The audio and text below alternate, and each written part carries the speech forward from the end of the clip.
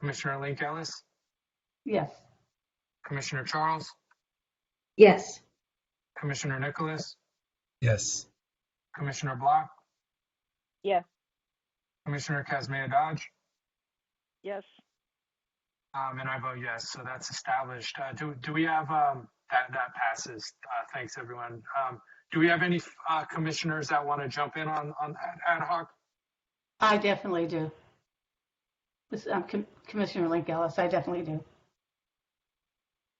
Commissioner Azaria, Commissioner Nicholas, both Yes. in there. I'd be happy to. It's I'd like extremely important issue, particularly for those most vulnerable peoples. I see it. I work in at UCLA Hospital in Santa Monica. People who have who basically are disproportionately affected by health issues because of this digital access issue, and it's you have to be involved. And I'd like to be a part of this as well. So we got four. Maybe a last call. Anyone else want to hop into this subcommittee or this ad hoc?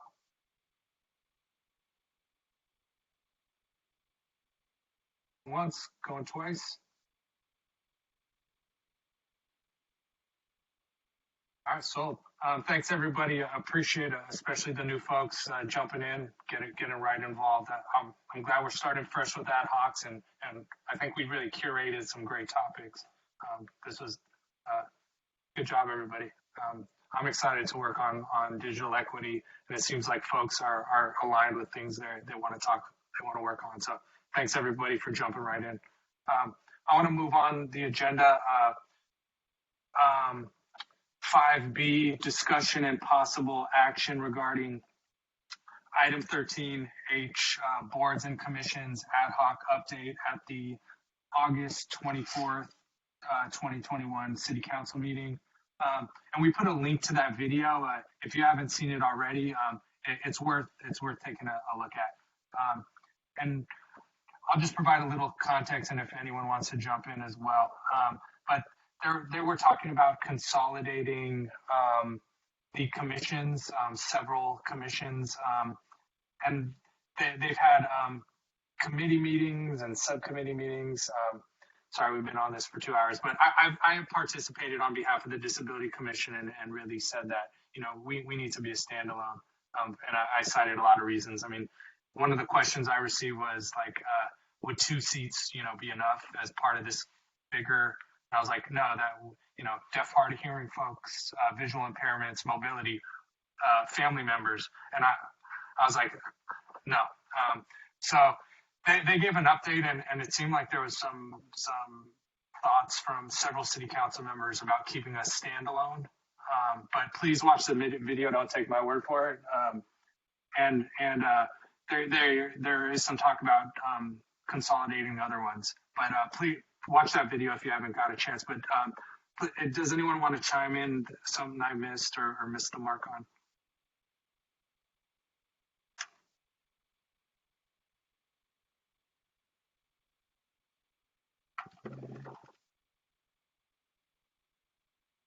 And I imagine at some point they'll make a decision. This has been a long process, even before we had a hiatus, about possible consolidations. We wrote a letter. I believe I was involved with that ad hoc about, we especially now post COVID. Even before COVID, we said, we need a voice. I mean, for many reasons. But post COVID, I think we need to be a standalone even more than before, just to see how the disparities have risen, especially, I'm a tech person, so especially as things have moved digital, I'm really worried about our digital spaces not being accessible. Go ahead, Commissioner Winter.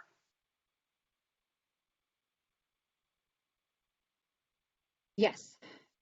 So I also would like to encourage us to watch the video link. It's a very interesting discussion.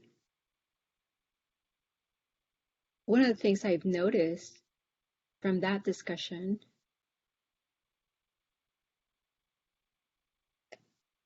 I just seem to believe that we do need that we need to be a standalone because it has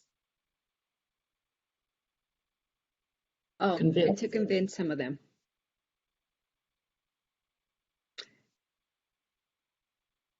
Convincing them on the ADA law.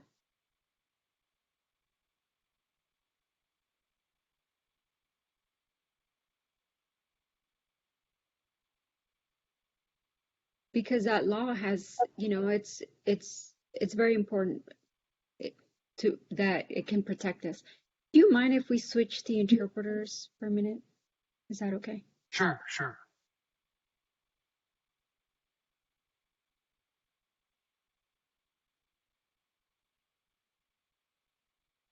Oh, it's frozen a little bit, so I'm waiting. Frozen?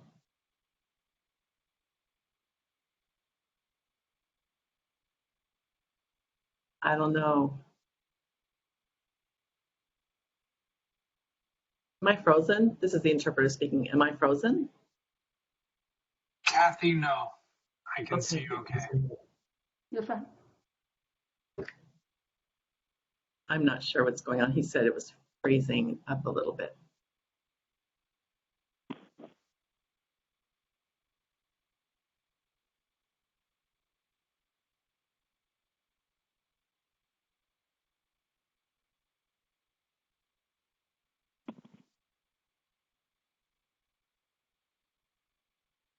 I think Commissioner Wetter was going to say something.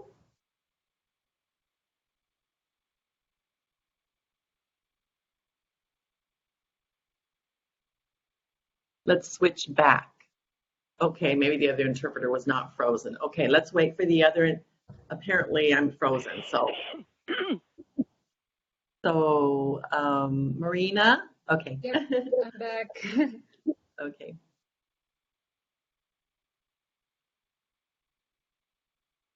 Okay, so let me go back.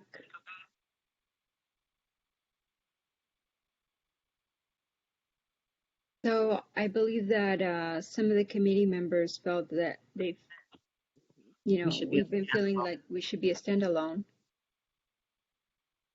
And, the ADA law is very strong at protecting us.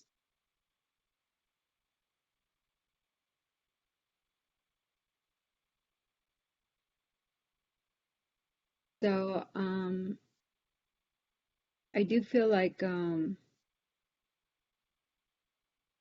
Because the ADA protects people with disabilities, and we need to do that. Go ahead. So for example, how will the city know?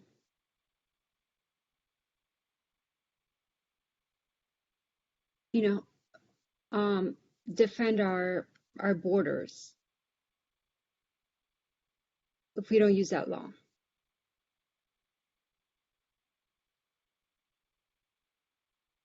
One of the committee members gave an example regarding COVID and eating outdoors. The city needs our perspective, our feedback. Things don't always work for people like us with disabilities, so they're definitely going to need our feedback. As they continue to gather information and talk to different people, I'm not sure who they're talking to or where they're getting their information. But I hope that the city council will be able to reach us and talk with us.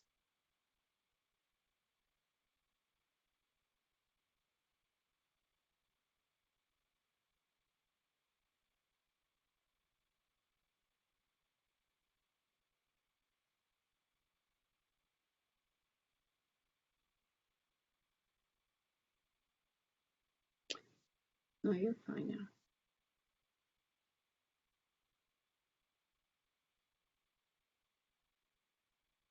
Thanks, Commissioner Witter. I believe this will probably come up again. So you do have the option they have a opportunity to make public comment. Commissioners have done that in the past.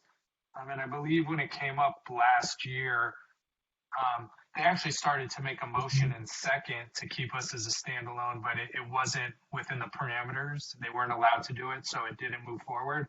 But there's been it seems like there might be support to keep us as a standalone, which I hope stays. But as I hear more, there's more opportunities to be engaged. I think it's a good idea.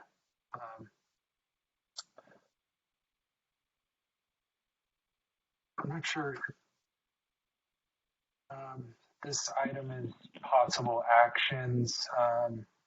Again, if you haven't seen the video, check it out. I want to bring up, does the commission think it's possible action? Does the commission have any ideas about taking any actions here? I'd just like to say one thing. In addition to the ADA, there is the California, what is it? California Disabled Persons Act, which is specific to the state of California and people with disabilities. And then there's the UNRRA Act, which, in doing my research, and I'm sure you know about the UNRRA Act, also has to do with, civil liberties, particularly with people who have disabilities. So I think at least in the law, I think we have a pretty strong position versus the seniors. Social services is a whole different animal. I met with Sue Hemmerich a year ago, February, and one of the things that I talked to her about was the fact that I was upset that they were talking about combining us with senior services or social services or whatever. And I really encourage any of you who know any council members, or just, pick up the phone and call them. I mean, we can do this strategically if you want, but they're there to serve us. So as residents of Santa Monica, they need to listen to us. And I know Phil Brock is somebody who's very open to us. So I think we need to find our allies on City Council. I know Sue and Phil are two of them. I don't know. Kevin McKean has resigned. I don't know who replaced him, but I think that should be part of the policy playbook group of coming up with how we strategically put ourselves out there and not wait for them to ask our opinion.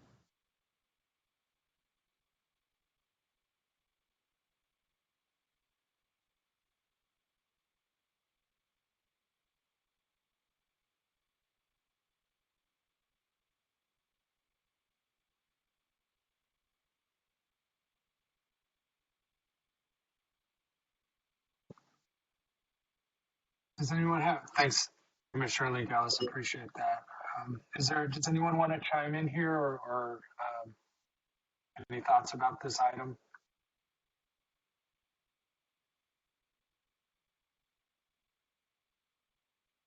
Commissioner Wetter? I have a question. Maybe we should propose to write a letter to the city and invite them to have a discussion with us.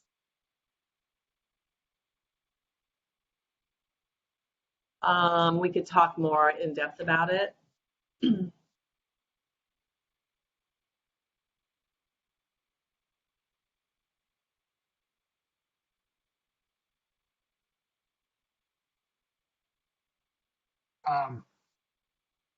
I'm open to, we've done it in the past, if someone wants to take the lead. I really like the idea of making those personal connections with our allies, and also I like that idea about working it within the context of the ad hoc. But if a commissioner wants to take the lead on writing a letter or something, I'm happy to collaborate. I've just already written a letter, and I'm wondering how much more that'll move the needle, but I'm happy to collaborate.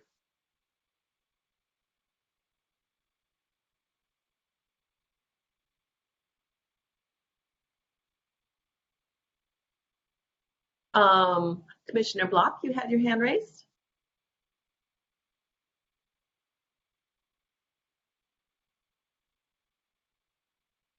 Commissioner Block? I'd be happy to take a pass at writing a letter.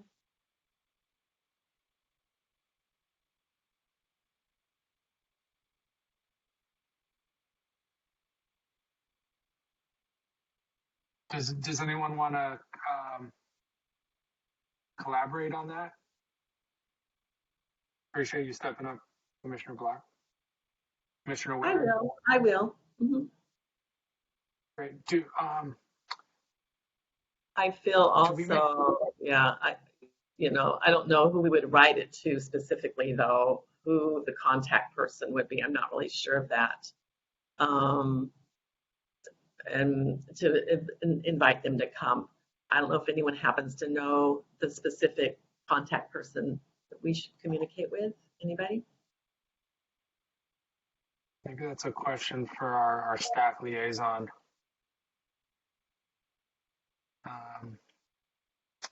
Like Maggie or her shop.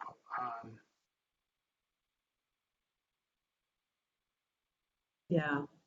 Let me write that down.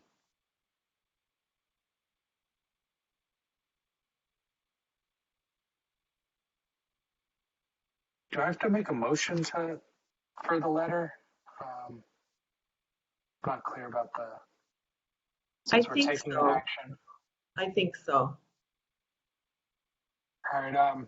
I guess I'll make a motion for Commissioner Wetter and Commissioner Block to collaborate on writing a letter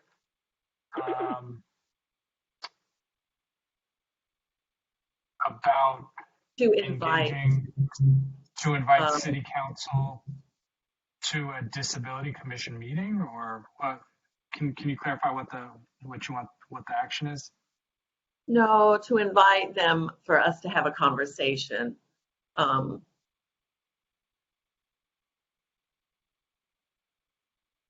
Just to have a dialogue with them.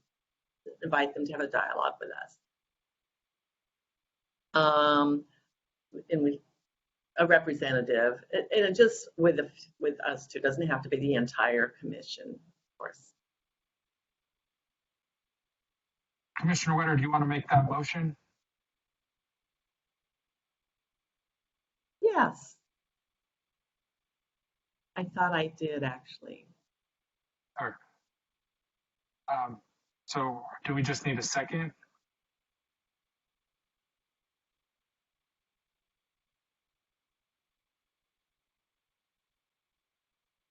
I'll second. All right, roll call vote. Sorry, first time figuring it out. Roll call vote. Commissioner Azaria, Yes.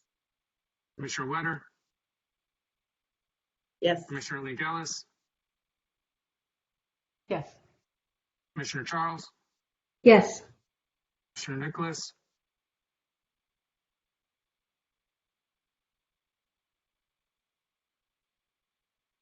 I think he's muted. Commissioner Block. Yes. Nicholas, yes. Thank you. Commissioner Block, Yes. Commissioner Kazmayadaj, Yes. and I vote yes. Motion passes. Thanks, Commissioner Witter, for making that motion.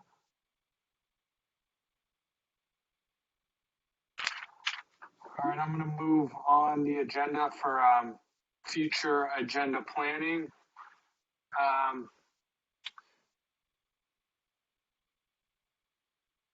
This is 5C. Just want to give an opportunity to talk about topics. So again, we're going to meet. My understanding is quarterly through the end of the year. So thinking about future things at the next quarterly meeting, or just to put in the parking lot for future meetings.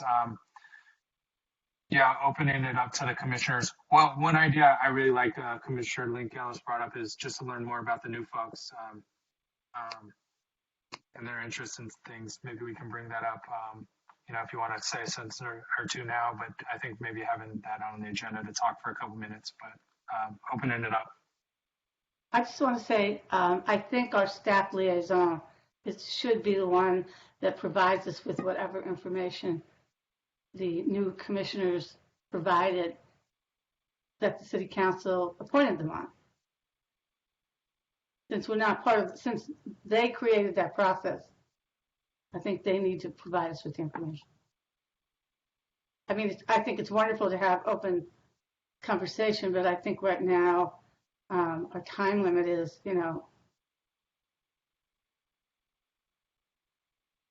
limited. Yeah, let me see what I can do about sharing that. I'll follow up. By the way, I could be wrong about this, but I believe that our statements are on the commission's website. Okay. If anybody wanted to read our applications. Yeah, I know they were up when you were applicants, but I believe when you get appointed, they come down. But I believe I'll follow up on that.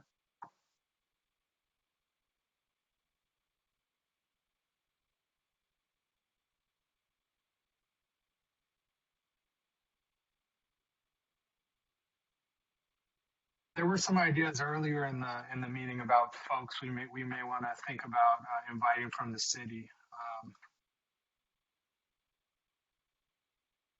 Definitely Parks and Recs.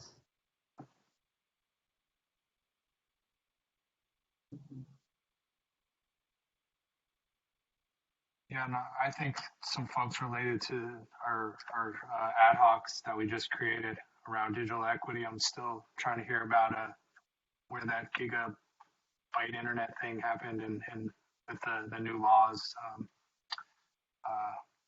the deals with that. But and again, we can bring this agenda item up again if, for new folks who don't have a million ideas right now. We can talk about future agenda items in the future as well. But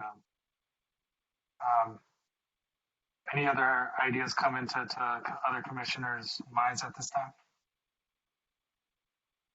Well, going back to your policy playbook, I'm sorry, excuse me, Deborah. I don't know whether that's the city manager's office or the city attorney's office, but somebody there might be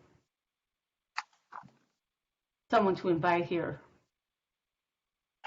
to give us an overview, maybe on the policy book, maybe on, some of these issues like where the digital, the broadband is. I know we've had a lot of staff turnover, but I think it would be a good idea to, if we could convince somebody to come talk to us about, the implementation of city policy, kind of educate us and give us some, because this is the first I've ever heard of this book. I'd like to know more about it. I think that's a great idea.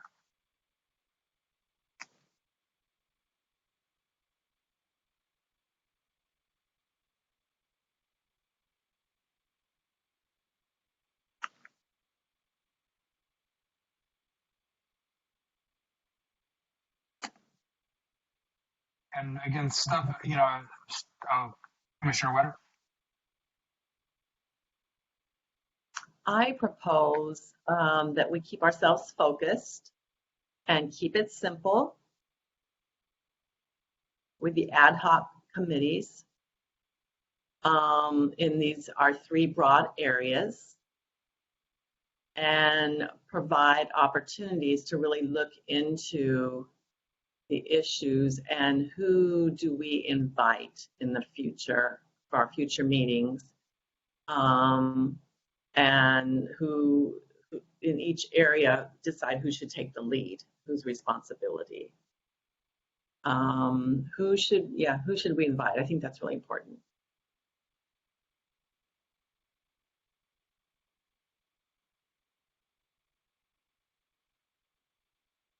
So really focusing on topics under the umbrella of the three ad hocs to start with, and finding people from the city related to those topics, like some of the ones Commissioner Link Ellis. Yeah, I think that's a good approach to start. Yeah, suppose I feel there's someone really important that we want to invite to come and present. We should focus on that. Right now, I don't know who those people we would want to invite. But the ad hoc committee should specifically look for the right person to invite related to the topic. So ad hoc explore folks to invite or agenda items as part of their work in the ad hoc is a recommendation. I think that makes a lot of sense.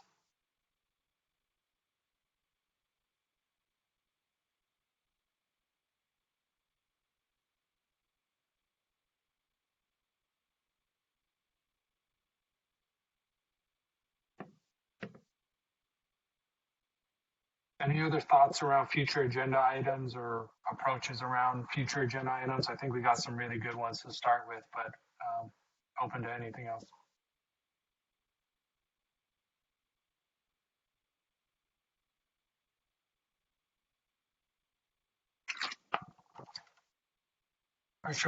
Are we ready to move on? Any last thoughts? Commissioner Block has their hand raised. Oh, sorry, apologize. I'm sorry, my Appreciate it. my technology of raise your hand only worked once tonight and then it disappeared. Thank you for helping me, both of you. As a political play to make people know who we are and what we do and make them like us more, shouldn't we have one council member person per meeting? Invite one at a time so they get to know us and what's important to us and not just stand up at a council meeting and occasionally. May I throw my 2 cents in here? I think the danger here is that they will feel like we're pushing their backs against the wall and that they're going to view us as a nuisance.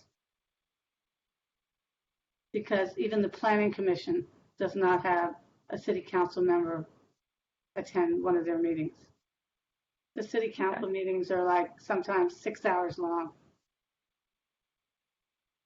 So I think when we do it, I think we have to be prepared and strategic about it.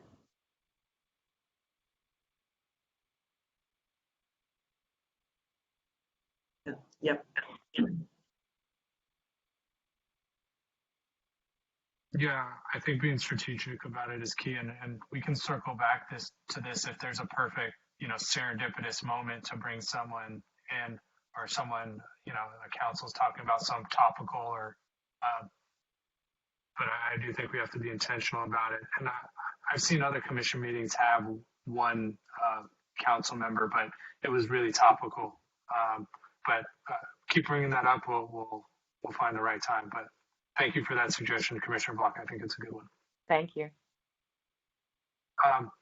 Any thoughts on this one before we move on?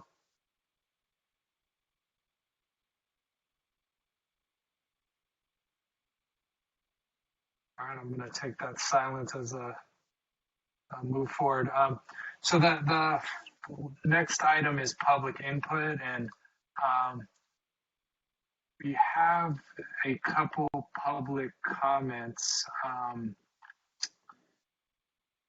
and I'm going to read them out loud as part of this item. We received 3 items from the public. Sorry, just pulling them up. 3 public comments.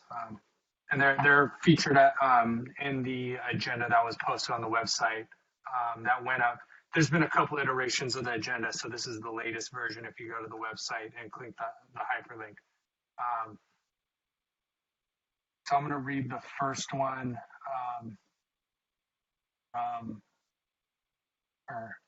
from Olga Zaroska. I hope I'm getting that right. Dear Chair Elliott and members of the Santa Monica Disabilities Commission, enclosed you will find a link to a letter to the editor written by a client of Step Up, a social service organization the city funds. I find what the client describes to be disturbing, and I thought the Disabilities Commission should be aware of this letter. And it has a hyperlink to the article. Regards, Olga Zaraska. Letter to the editor, Step Up's hidden abuse of mentally ill clients. Step Up is a nonprofit social service organization which receives public funding, including from the city of Santa Monica, by name withheld, sensitive health information disclosed, August 15th, 2021. Step Up is providing formerly homeless people with dysfunctional housing and mental health counseling. Over the past year, I've gone through 5 therapists who offered no assistance but harmed me. All of the therapists were untrained interns right out of school. They don't have any supervising therapists. They each only served as my therapist for 1 or 2 months, then dumped me without any interim replacement. So I was left with no therapist most of the time over the past year. Director Elena Golan said she doesn't care upon my complaints, along with complaints to Supervisor Brittany, who also said she doesn't care, to fix the chaotic office culture during the pandemic. So I reached out to the Step Up headquarters in Santa Monica, only in vain. I left messages for 5 high-ranking employees, only in vain. Nobody returned my calls, which reported the abusive/negligent care pandemic toxic therapy. Yesterday, I had to hold the line for 1.5 hours to reach out to the director because the director won't allow email correspondence and requires only phone calls. Editor's notes. The deterioration of mental health and the increased suicide rates during the pandemic have been widely reported.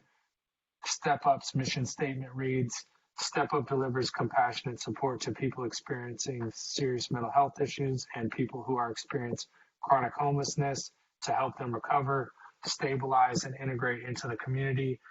Through dynamic partnerships, we provide positive social and learning environments, vocational training, permanent supportive housing opportunities, and recovery services to empower individuals to cultivate lives of hope and dignity.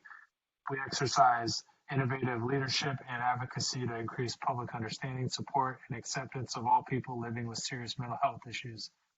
According to the most recent tax form, Step Up's gross annual receipts are nearly 28 million. The organization's assets are over 22 million, and CEO President Todd Lipka's annual salary is $363K. That was the first public comment. I'm going to move on to the second public comment. Excuse me. Dear Commissioners, there's something meaningful you can do that will take close to zero time, effort, and energy. It will have an extremely positive impact on the disabled community, their caregivers, advocates, family, and friends, and the working public, which includes both disabled and non-disabled residents. All these often overlapping populations would be grateful if you would take this easy step. Move the public input period from the end of the meeting to the beginning. How can a government entity with the name Disabilities Commission, whose chief mission is to facilitate the removal of accessibility barriers for the disabled, allow its meetings to be conducted with a major barrier to access their meetings? Placing public input at the end of the meeting discourages public participation by the disabled community and the vast majority of the non-disabled population in various ways. One is by creating a chilling effect. It makes it unreasonably difficult for the public to address the commission. Meetings vary in length, generating unpredictability about when the public comments period will begin. Many disabled and non-disabled people work 9 to 5 and must schedule in a specific time to participate. This cannot be done with public input at the end of the meeting. By placing public input at the end of the meeting, the commission is de facto excluding much of the disabled population.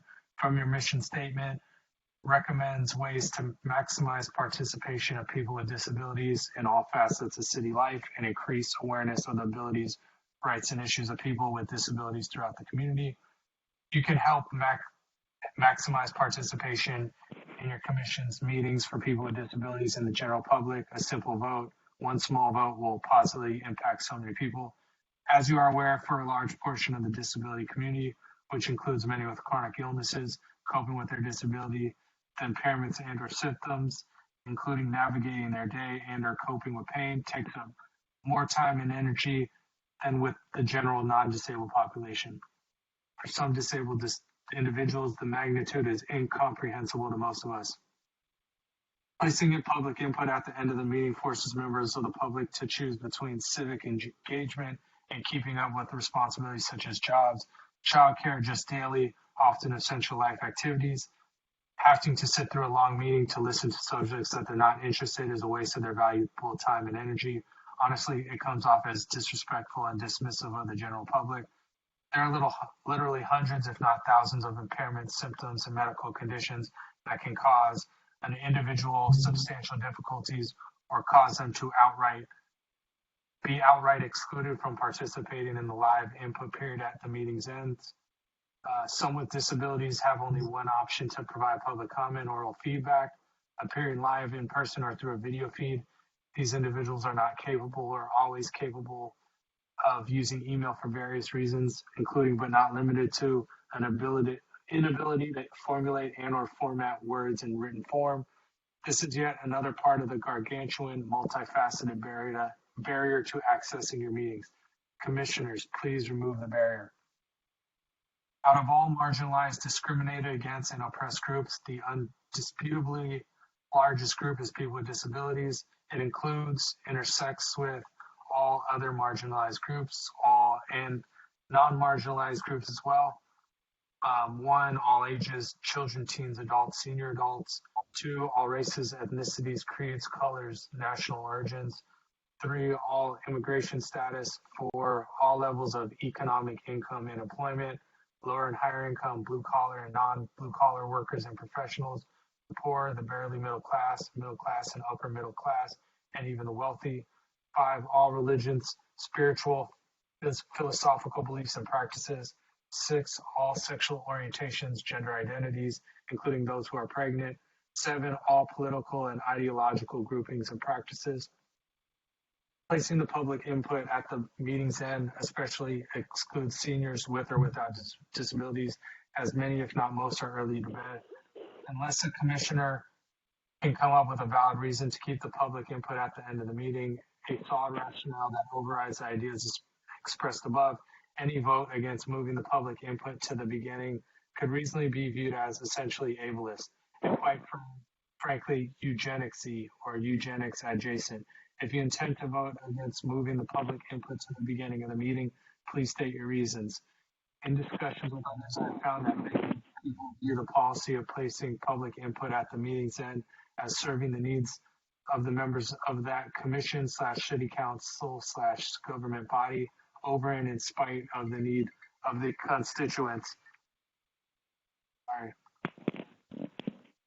To many, it is laughably obvious why the city council and other governmental entities currently place their public input at the end of their meeting. The main reason is it substantially decreases participation, less problems to deal with, solve, and usually helps conclude meetings earlier. Frankly, this should be embarrassing for any individual or entity describing themselves as progressive or simply in favor of participatory democracy. If both the City of LA and the City of Beverly Hills are able to offer general public input at the beginning of their council meetings, why can't Santa Monica do it? While your commission has accomplished a lot of meaningful work, you can do much better in the area of accessibility and public outreach. Thank you for considering my public input, Michael Lewis. And again, these are all in the agenda. That was the second public comment. And this is the third public comment. Dear Chair Elliott and Disabilities Commission members, I'm writing to bring your attention to a serious issue that affects the disability community in the city of Santa Monica. The Commission has been alerted to this issue several times over the past year to no avail. It is my hope that the current Disabilities Commission will finally take steps to address it. The city of Santa Monica, with over 90,000 residents, does not have a real ADA coordinator. There's a city staffer working in risk management, Ms. Myrna Medina, who supposedly has been assigned the duties of the ADA coordinator. Mrs. Medina's formal job description does not include any specific ADA-related duties. In fact, when I inquired about the ADA coordinator's form job description, the city responded that none exists. In September 2020, I wrote to Ms. Medina, alarmed by reports from the Santa Monica disability community members that Ms. Medina does not respond to their requests for assistance. assistance and that Ms. Medina's position as ADA coordinator appears to exist on paper or in theory only. Ms. Medina, to my email, which asked several questions about her duties, position, and professional background. However, when I asked what efforts have been made to let the disability community in Santa Monica know of Ms. Medina's existence and the availability of her services, Ms. Medina responded that the only information public disseminated is a basic flyer available on the city webpage. There has been no outreach to any social service organizations in the city that are likely to interact with the disability community. I submitted to Ms. Medina some suggestions how the availability of her services could be made known to the community. That is where Ms. Medina stopped communicating with me. I relayed my suggestions to Ms. Medina's supervisor, Oles Gardiv. Ms. Gardiv stated that broader outreach to the disability community will be considered. To date, I am not aware that anything has been done to publicize the availability of the ADA coordinator services. This is where the commission could play an important role. Please consider inviting the ADA coordinator to the next commission meeting. The ADA coordinator can make a presentation about her duties and services, as well as the scope of the outreach to the disability community the city has performed to publicize the ADA coordinator's availability.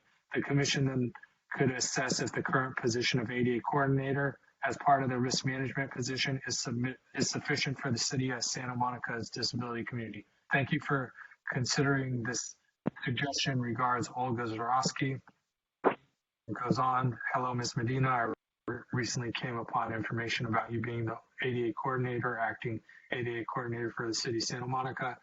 As a Santa Monica resident and a community activist, I am interested in assisting individuals living with disabilities. I'm reaching out to you in order to obtain more information about the position of the ADA coordinator. Assistance Unfortunately, I was not able to find much information about the ADA coordinator position on the city webpage or HR page. I hope you can answer the questions I have. One, could you clarify whether you are the ADA coordinator or acting ADA coordinator? Recording is on. ADA coordinator. As the ADA coordinator or acting ADA coordinator, are you an employee of the city of Santa Monica? Yes. Is your position as an ADA coordinator full or part-time? My job title is a risk management analyst, and one of the assigned duties is serving as the city's ADA coordinator. Or what are your days, hours of availability to the public as the ADA coordinator during the week? Regular city business hours, Monday through Thursday and alternate Fridays.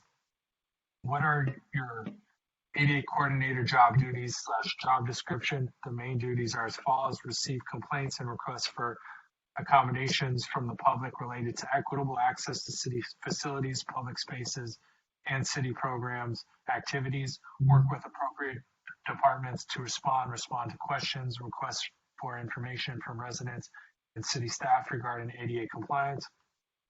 6, what are your qualifications to serve as Santa Monica's ADA coordinator? I'm very much interested in hearing a bit about your professional background. Since October 2015, I've overseen the city's return to work program, facilitating return of injured employees to work and addressing any ADA related issues in conjunction with HR. As part of the city's accommodation committee, I am involved in the interactive process outlined in the ADA involving the city employees. I received training in the ADA compliance related to disability management and possess the certified professional and disability management CPDM designation. I plan on obtaining the certification through the ADA Coordinator Training Certification Program, ACT-CP, by taking the courses outlined in the program. In your position as ADA coordinator, are you involved in policy work or only assisting individual community members? 9, what specific assistance would you be able to offer to a Santa Monica Housing Choice voucher holder who is living with disabilities? Work with the housing division to respond to any questions and or concern from the voucher holder. 10, other than on the city website, how is the information about your services and contact information disseminated to the community? At this time, the information has not been disseminated other than on the city website. Eventually, it will be posted throughout the city at the facilities open to the public, but that has been delayed due to COVID-19. If you have any other ideas on disseminating the information, please let me know. Thank you for taking the time to respond to my questions. Knowing more about your position, the role your position plays in the city's anti-discrimination policy will help me in my activist efforts within the community. Regards, Olga Zarofsky.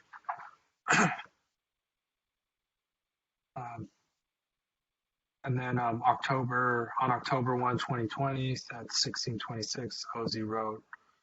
Hello, Ms. Medina. Thank you very much for taking the time to answer my questions. As for ways to disseminate the information about the city's ADA coordinator and grievance procedure, I think it is very important that it be included in the welcome packet to the housing choice that housing choice voucher holders receive from the SM Housing Authority once a voucher is awarded to them. Updated information should be included in the annual recertification packets that voucher holders receive. Most of the SMHA program participants are seniors and/or individuals with disabilities, which is why I am suggesting direct communication of the ADA-related information to them. In the past, the Housing Authority failed to even post updated ADA-related information in their lobby. Once I found an ADA coordinator flyer at the SMHA lobby that contained the name and contact information for an ADA coordinator that had not been employed with the city for a year and a half. There's a strong need to disseminate the ADA-related information to the program participants directly, especially since most of them do not use the internet. You could discuss this with Mr. James Kemper of the SMHA, james.kemper@smgov.net. Other than that, maybe you could email the individuals listed below who work for facilities or programs funded by the city and ask them to print out and post at their facilities the ADA grievance procedures and ADA coordinator contact information. One area that has been negatively affected by the lack of ADA-related information are the city's 3 homeless shelters operated by the people concerned, San Michelle, Turning Point, and Cloverfield, as well as the Annenberg Access Center operated by the people concerned and the Venice Family Clinic. If you'd like to discuss how the information can be disseminated at those facilities and or directly to the clients, you can contact Ms. Christina Bear, cbear@thepeopleconcerned.org. Ginger? Inquire about disseminating the information at Step Up on Second facilities and or directly to Step Up clients. You can email Aaron Criswell, aaron@stepupsecond.org. To contact the Claire Foundation, you can email Miss Amanda Cohen, acohen@clarematrix.org. To help disseminate the ADA-related information at the Santa Monica Office of Legal Aid and the Court Self-Help Center, contact Ms. Denise McGranahan, Senior Attorney at dmcgranahan@lafla.org. Wise and Healthy Agent, contact Ms. Vicki Clark at bclark@wiseandhealthyaging.org. Ms. Clark has an email mailing list for participants of the city's MO program and could potentially disseminate information about the ADA grievance and coordinator through the mailing list. Disability Community Resource Center, contact Ms. Maria del Carmen Rosales at maria@dcrc.co. Yes, that email and address ends with .co, then .com. Upward Bound House, contact Ms. Christine Barassi Glasgow at cglasgow@upwardboundhouse.org. Another option is to contact Ms. Constance Farrow, the city's public information officer, at constance.farrow@smgov.net and ask her for ideas how to let the community know about the ADA coordinator services. Perhaps Ms. Farrell could arrange for the information to be printed in Seascape, which is a publication of the City of Santa Monica, published 4 times a year to inform residents about city programs and services, or in the Santa Monica Daily Press. I know that the Fair Housing Division of the City Attorney's Office regularly publishes updates about their services in the SM Daily Press. You could check with Mr. Gary Rhodes, who is a public rights attorney at the SMPD, gary.rhodes@sm.gov.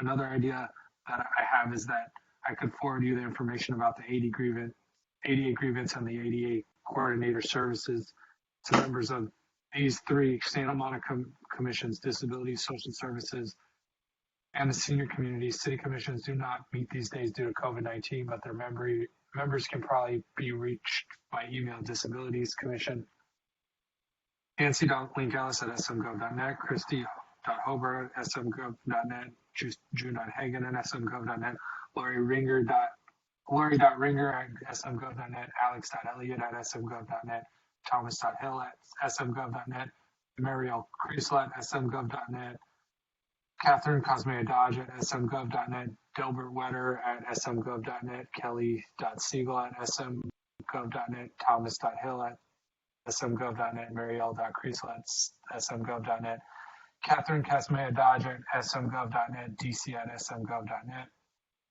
Commission for the Seniors Community, Willa.Wells at smgov.net, Barbara.Browning at smgov.net, Elliot.Goldberg at smgov.net, Lynn.Strother at smgov.net, Catherine Keitzman at smgov.net, Megan Kelly at smgov.net. Social Services Commission, Derek.Devermont at smgov.net, K.Ambrose at smgov.net, Cindy.Aiken at smgov.net, Brian Stedge Stroud at smgov.net, Eric.Stoff at smgov.net, Elaine.Behringer at smgov.net, Bill.Parent at smgov.net, Winifred Wechsler at smgov.net, Nancy.Coleman at smgov.net, Barry.Engelman at smgov.net. That's all I can think of right now. If I get more ideas, I'll reach out to you. Please let me know if you have any questions about the above suggestions. I would be very much interested in hearing how your outreach went. Regards, Olga Zarowski. Those are all of the public comments.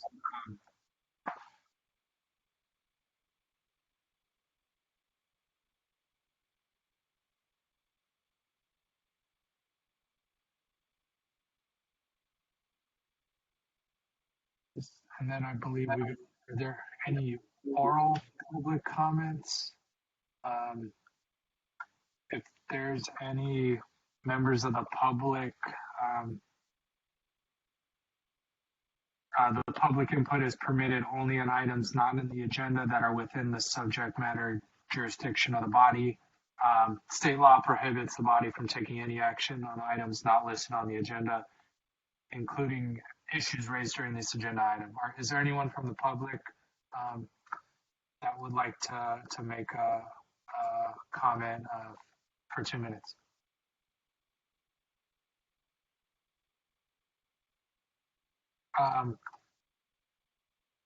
Michelle Gray, you have 2 minutes. Hi, thank you. May I please have an additional minute as a reasonable accommodation? Sure. Thank you. I just learned about this meeting about halfway through it, but I'm here to request your urgent assistance.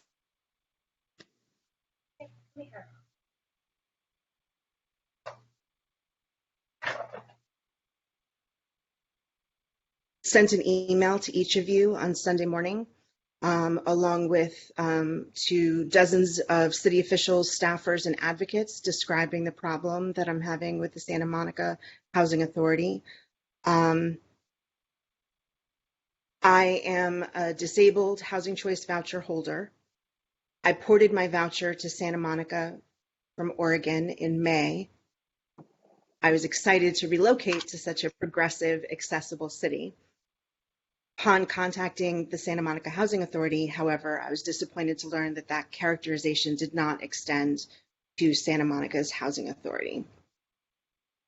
For more than 6 months, Santa Monica Housing Authority's lack of transparency, unreliable communication, and ignorance of federal, state, and local laws and policies protecting the rights of disabled people, including those outlined in SMHA's administrative plan, have consumed my time and energy, eroded my health and finances, and finally caused me to be homeless. I've been homeless now for almost 8 weeks. Despite Santa Monica Housing Authority's obstruction, I have found accessible housing in Santa Monica, and I hope you will help me secure it. I'm going to lose the apartment that I've found within days unless someone can compel the Santa Monica Housing Authority to implement my already approved reasonable accommodation. I'd like to underscore that the entire housing authority and all the staff that I've encountered are severely undereducated or entirely ignorant of all laws and policies regarding disabled people that would affect their doing their jobs. ADA, fair housing law, the California state disabled persons law, HUD federal policy, as well as the policy in Santa Monica Housing Authority's own administrative plan. I also have received no assistance from the ADA coordinator mentioned earlier, Myrna Medina, or her supervisor, Olis Gordiv, and I've reached out many times asking for help.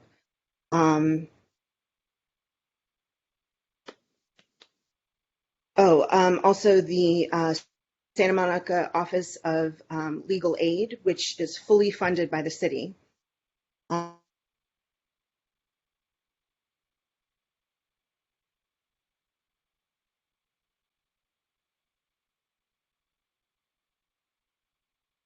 believe she's frozen, and that's been over 3 minutes.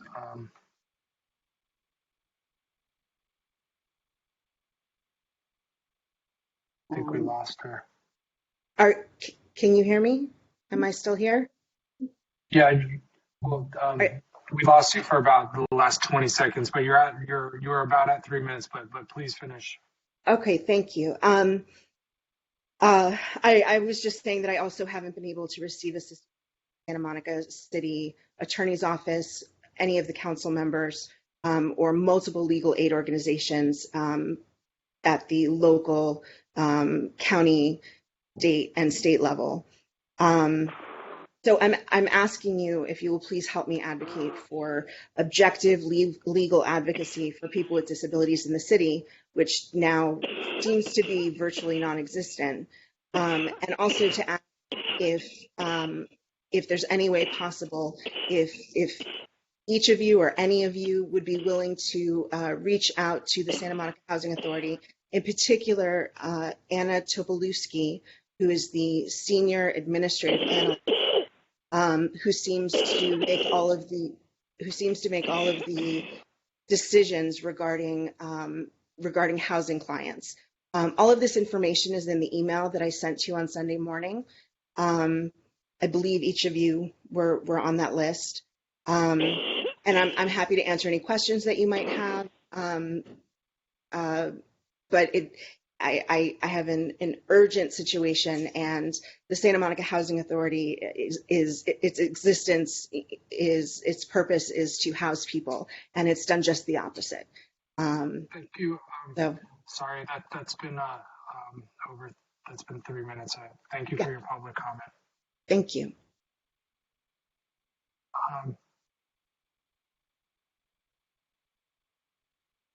Do we have any other comments from the public?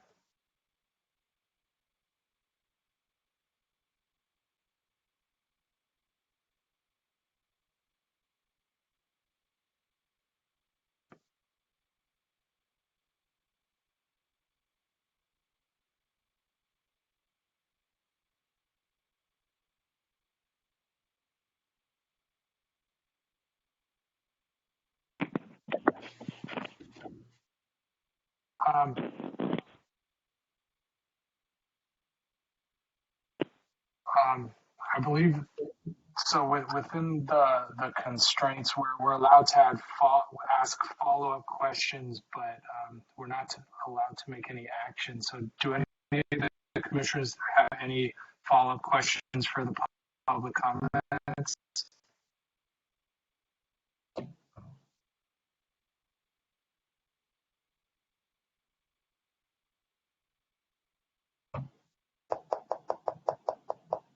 And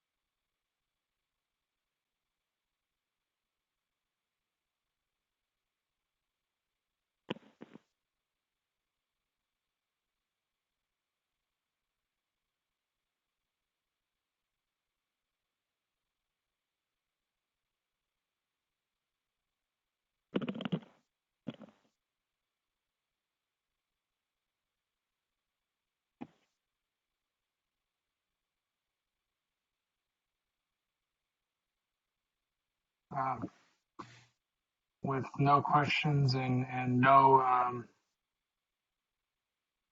and actually one question you sent, I saw you sent an email to the commission.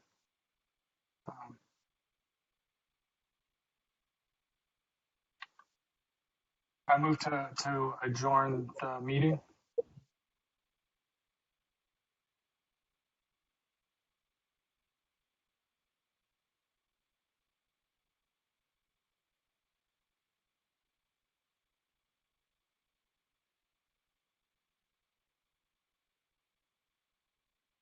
Do I have a second?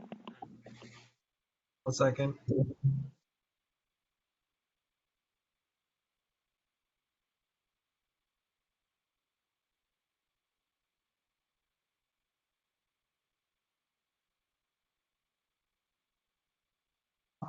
I'm not sure. Do we have to make a roll call vote to adjourn?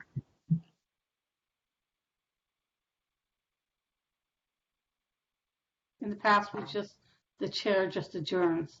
Am I correct about that, Delbert? I think we do a voice vote. We vote. I think, but I'm not totally sure.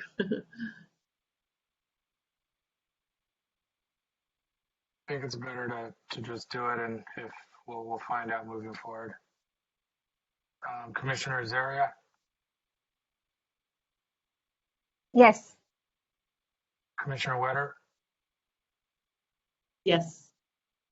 Commissioner Linkellis, Yes. Commissioner Charles, Yes. Commissioner Nicholas, Yes.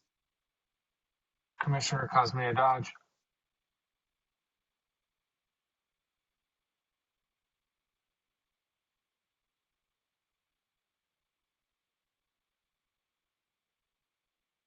Commissioner Block,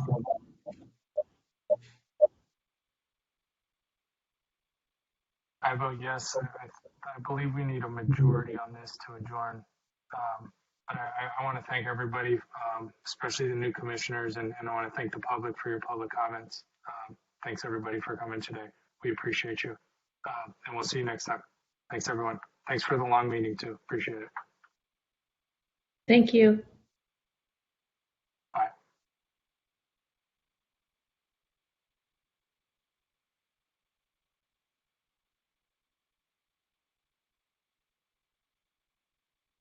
Thanks everyone for coming.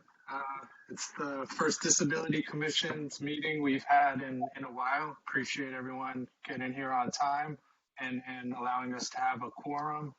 I know it's been a long time, but just excited to get started again. I'm going to start with a roll call of all the commissioners.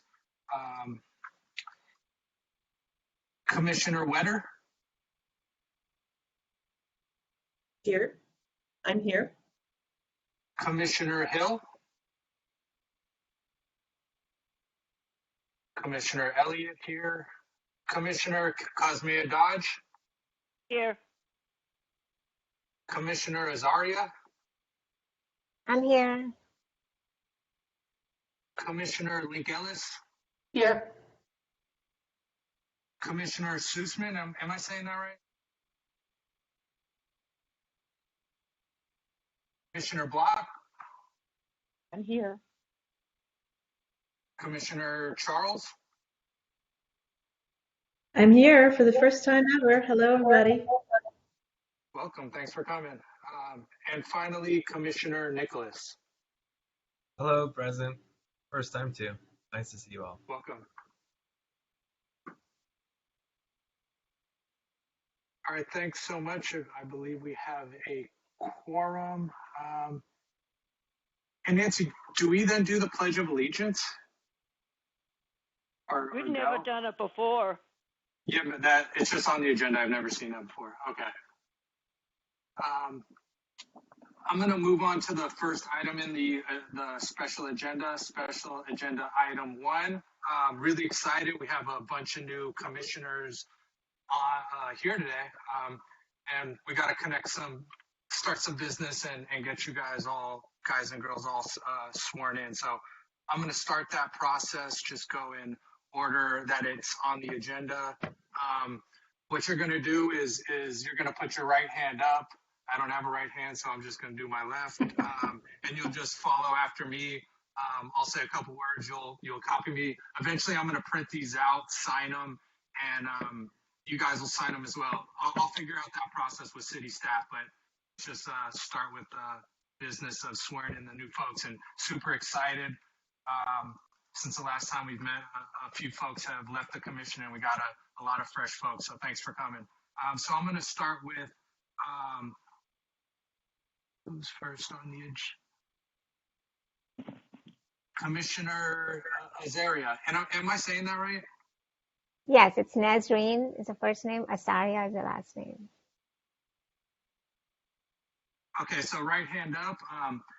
I, Nazreen Azaria, I, Nazreen Asaria, do solemnly swear or affirm, do solemnly affirm, swear or affirm swear or affirm that I will support the Constitution of the United States that I will support the Constitution of the United States and the Constitution of the State of California, and the Constitution of the State of California, and that I will faithfully discharge and that I will faithfully discharge the duties of the Disabilities Commission. the duties of Disability Commission. Awesome. Thank you so much. And this was subscribed and sworn on September 27th, 2021. Thank you so much. Thank you. Now we have Commissioner Block. Let me just pull up documentation.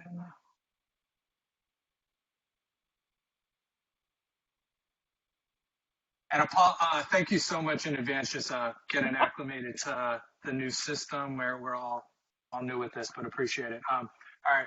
I, Karen Block, I, Karen Block, do solemnly swear or affirm do solemnly swear or affirm that I will support the Constitution that I will support the Constitution of the United States of the United States and the Constitution of the State of California, and the Constitution of the State of California, and that I will faithfully discharge and I will faithfully discharge the duties of the Disabilities Commission. the duties of the Disability Commission. Thank you so much and welcome. Appreciate it. This was Thank you. subscribed and sworn to before me this 27th day of September 2021. Welcome to the commission. Thank you. All right, next we got Commissioner Charles. That's me. Great, give me 1 second to pull up the paperwork. Okay. I, Carolyn Charles, I, Carolyn Charles, do solemnly swear or affirm do solemnly swear or affirm that I will support the Constitution of the United States that I will support the Constitution of the United States and the Constitution of the State of California, and the Constitution of the State of California, and that I will faithfully discharge the duties and that I will faithfully discharge the duties of the Disabilities Commission. of the Disabilities Commission. Thank you so much. Welcome. Thank you. And this was subscribed and sworn to before me this 27th day of September 2021. Welcome. Next on the next person out. Welcome back, Commissioner Link Ellis. Hi there.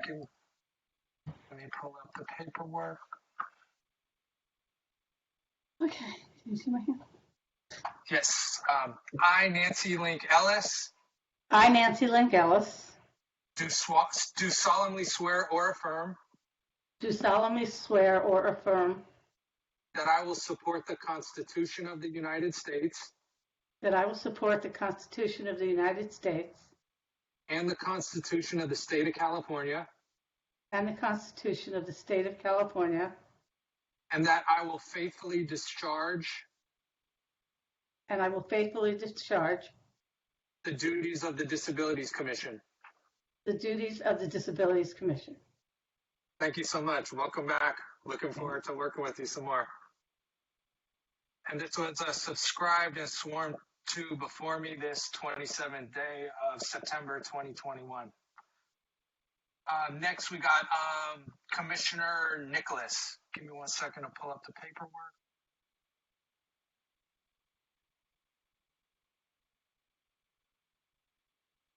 All right. I, Evan Nicholas, I, Evan Nicholas, do solemnly swear or affirm do solemnly swear or affirm that I will support the Constitution of the United States that I will support the Constitution of the United States and the Constitution of the State of California, and the Constitution of the State of California, and that I will faithfully discharge that I will faithfully discharge the duties of the Disabilities Commission. the duties of the Disabilities Commission. Welcome, Commissioner Nicholas. Appreciate it. Thank you. This was subscribed and sworn to before me this 27th day of September 2021. Thank you and welcome.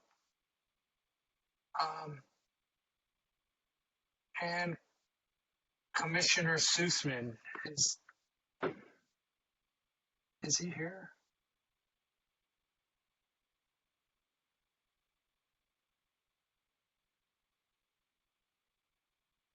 I don't think he's here. So I guess I'll just move on with the agenda. Well, before I get into that, just thanks so much, new commissioners, for volunteering to join. Really appreciate your service to the city. Looking really forward to working with everybody. And thanks for making time today. Just looking forward to the rest of your term and working together. Thanks so much. Thank you.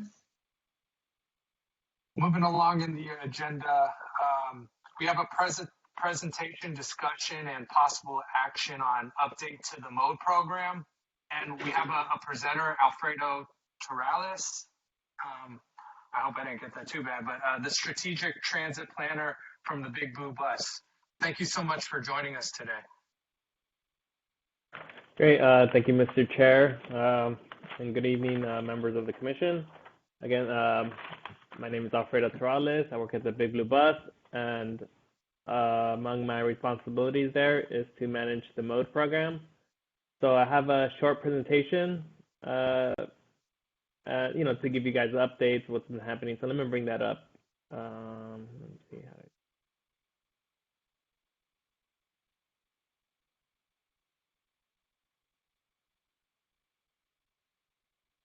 And the slides are in everyone's agenda while he's pulling this up.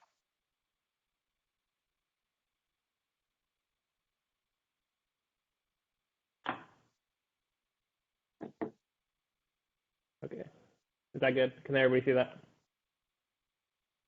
Yes. Okay, thank you. All right.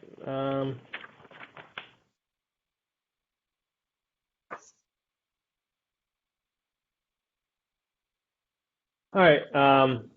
So again, for anybody that doesn't know, MODE is the city's demand response transportation service for seniors and people with disabilities. So today I'll provide some updates, mostly going to focus on just the recent past and especially the impact of COVID and sort of our thoughts and a recommendation that's going to council in terms of what MODE is going to look like in the near future. So this first chart this first slide has a chart which shows a monthly ridership since MODE launched in July of 2018.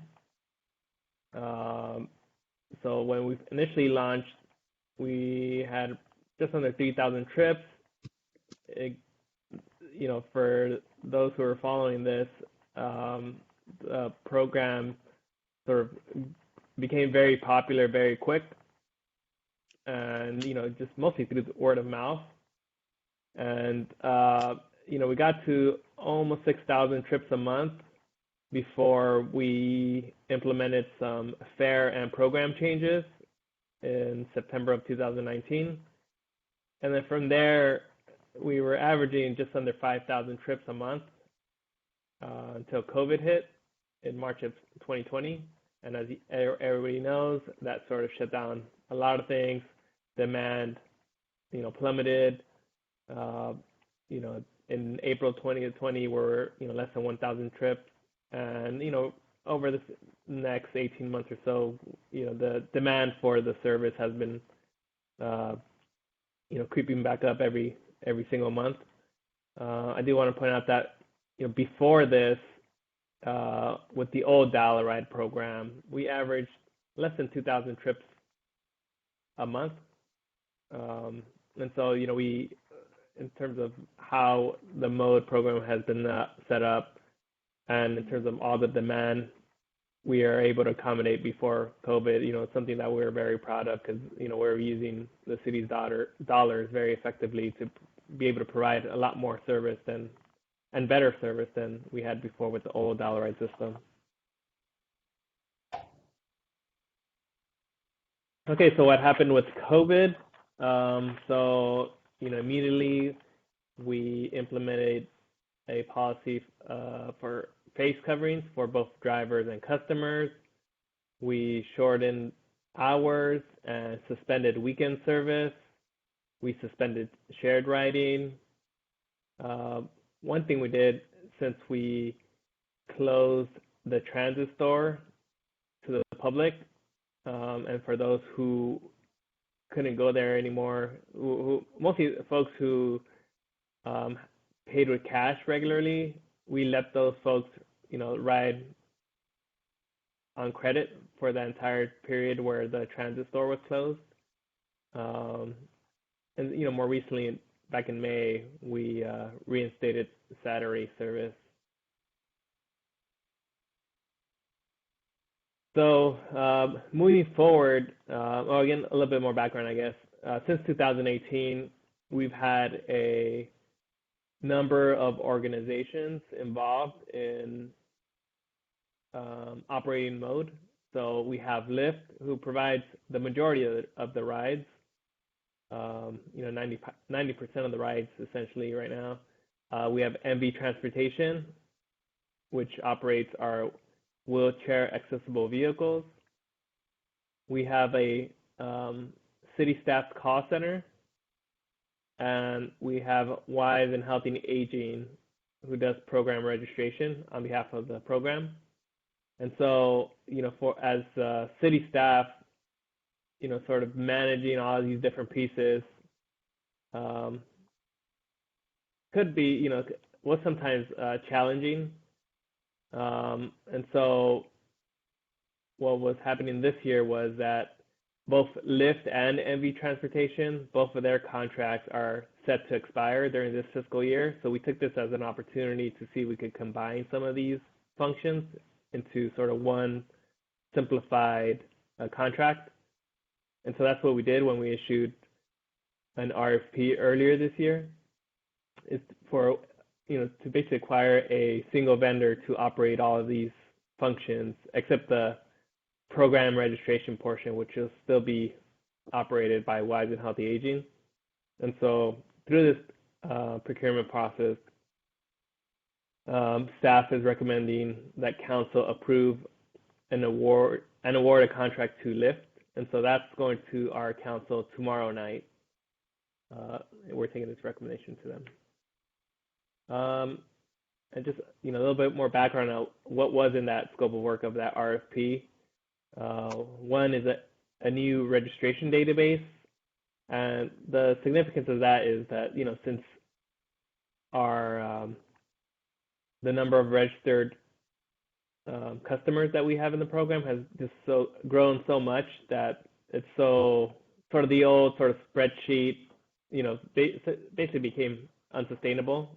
So we want something a little bit better, and again, just for the long term, be able to grow with the program. Of course, the vendor would have to be able to reserve trips on the mobile app, have a mobile app option and a call center option. Obviously, have to provide vehicle trips, and they would have to provide different options, whether that's sedan, wheelchair accessible vehicle trips, and in this RFP we asked for an assist option, and I'll get to that in a few slides, and I'll elaborate on what we mean by that.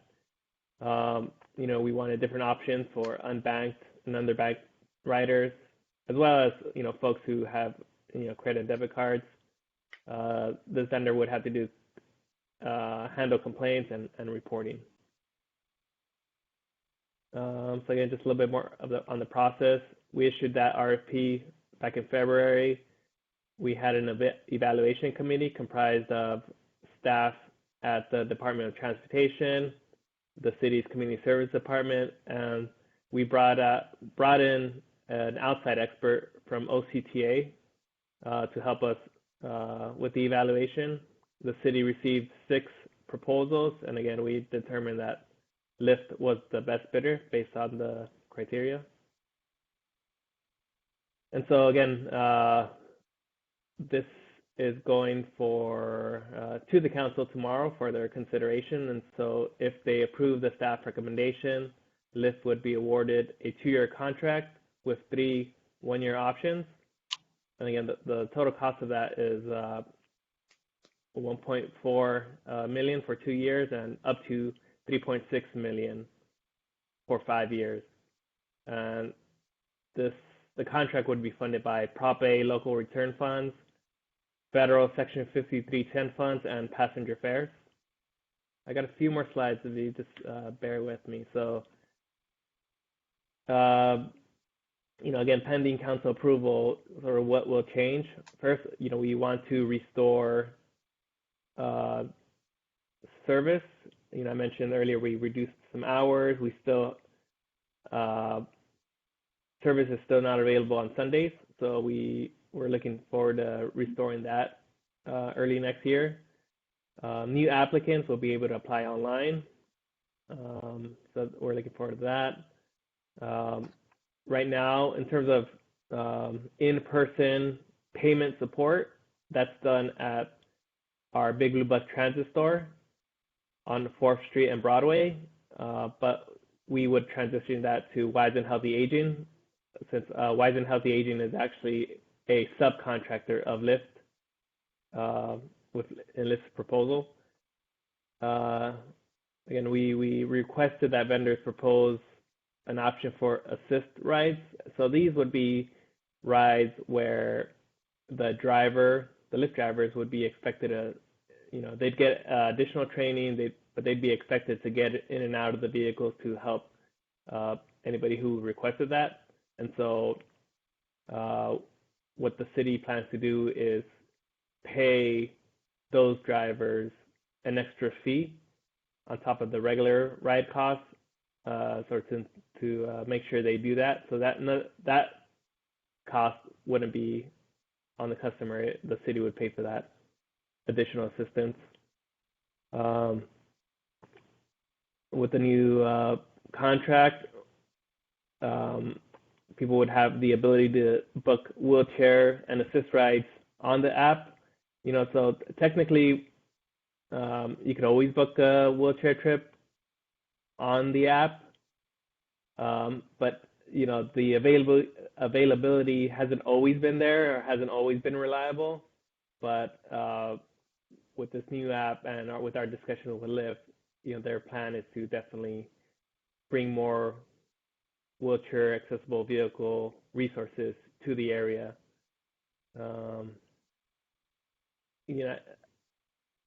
Another key difference with this contract will be that people who had to come into the transit store to pay for their rides, say because they only had cash, or they're paying for their rides through the cost center, now they'll be able to save a credit card, debit card on file, so they wouldn't have to make trips back to the transit store. And again, we're looking to implement this in first quarter of 2022. This is going to be my last slide. Let's see. So what's next steps? We're looking to form a stakeholder group to help us implement this the service. So again, ultimately, it's the same vendor primarily, Lyft, but again, there's with the changes that I just mentioned, we want to make sure that we implement the service as well as possible. So we will be forming some sort of stakeholder group, and so we're looking for some folks who are your users of the program. So, maybe, this commission could recommend somebody, a user that we don't need a volunteer today, but if somebody has somebody in mind, you could definitely reach out to us, and we will take that into consideration. We do plan on updating our customer record, so we're going to reach out to all our existing riders right now to see if they, plan to use the service in the future and just get updated addresses and things like that before we sort of transition into this new contract. And again, in terms of Lyft and its subcontractors, the call center is going to be subcontract to a company called AMCOM. They have other similar types of call centers. In-person payment support will be done at Wise. Lyft will be doing the wheelchair accessible vehicles part of it, and again the assist ride, and again we're looking to transition all this in the first quarter of 2022. So yeah, that's my presentation. I'd be happy to answer any questions. I have, yes. I'm quite concerned, actually. I have quite a few questions. I'm concerned that tomorrow it has to be decided that, to take the Lyft program. And it seems like there's no, it was hard for me to hear. I could easily have missed things, so please excuse me. But it seems like the whole mode program that we've known is being, given the contract with Lyft, and then certain things with Lyft are going to be subcontracted. And it all seems very confusing, number one. And two, with all these different drivers, and it's not, we have to ask them to, I'm in a wheelchair, in an electric wheelchair, and I don't know, they don't have the right kind of, I don't see any assurances that I'm going to be able to have access to a decent ride with Lyft. I don't know. I might have missed something, but and I like the idea of having regular drivers with the mode. Those are the drivers that work with the mode. They're not like any old driver out there that's working with Lyft. It's very specific, and mode is specifically for disabled and old people and whatever. So it does concern me, and I would not, I don't have a choice. I'm not on the city council, but I would certainly investigate these things before I awarded a contract to Lyft. I know it was talked about before everything got shut down, but since we haven't been open, I haven't heard anything, and now it's we've had no input. The Disability Commission has had no input, and it's now effectual. It's now just going to happen. So that's what I have to say. Yeah, Mr. Chair, do you want me to address any of these comments?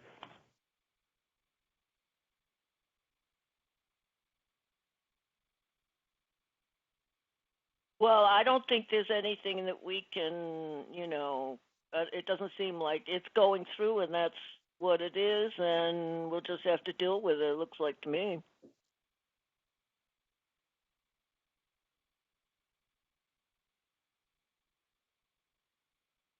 And after you respond, everyone, can you use the raise your hand feature moving forward? I apologize for not bringing that up earlier. But after you respond, Alfredo, we have Commissioner Link Ellis in the queue. Okay. Yeah, I'll just say, I hear your concerns about sort of the changes of the program over the years. So again, with the old dollar ride system, we had 6 minivans, and they were operated by one vendor, sort of the same drivers, and that worked for a long time.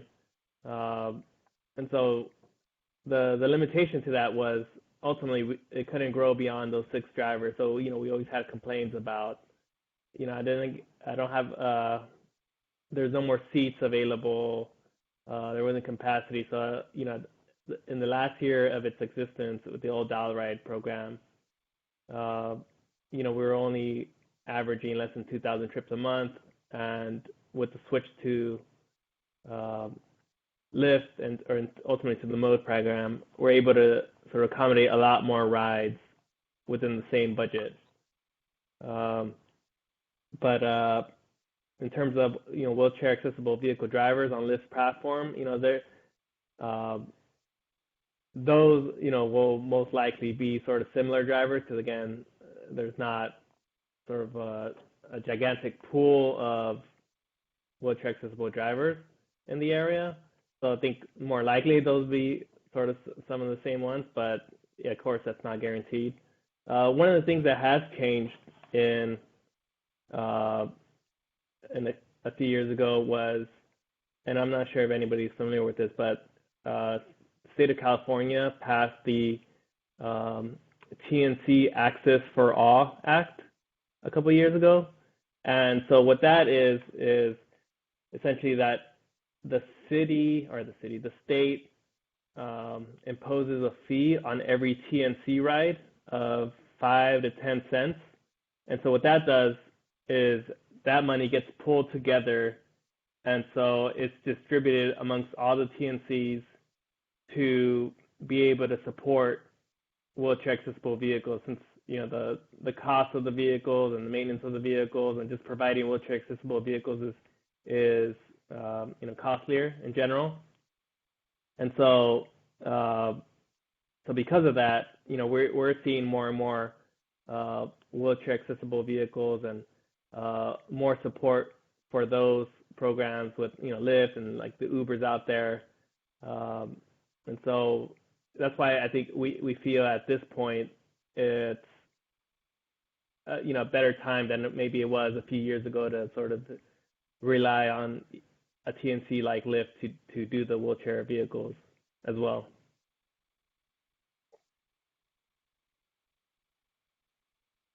Was that, what did you mean? Was it TNT type lift? Is that a different kind of lift, or? No, I said TNC. TNC stands for Transportation Network Company. So that's the type of company that Lyft is.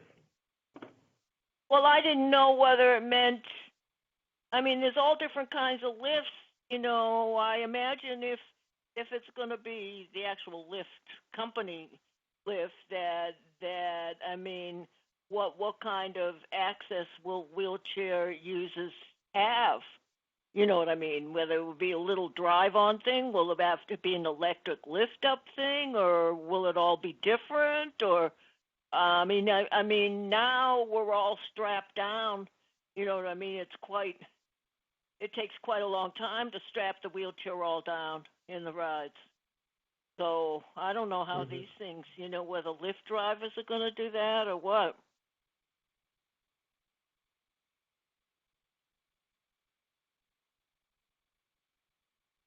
Yeah, they would. Anybody who takes any Lyft driver who takes on one of these rides, yeah, they would have to, make sure you get on the vehicle and that you're secured.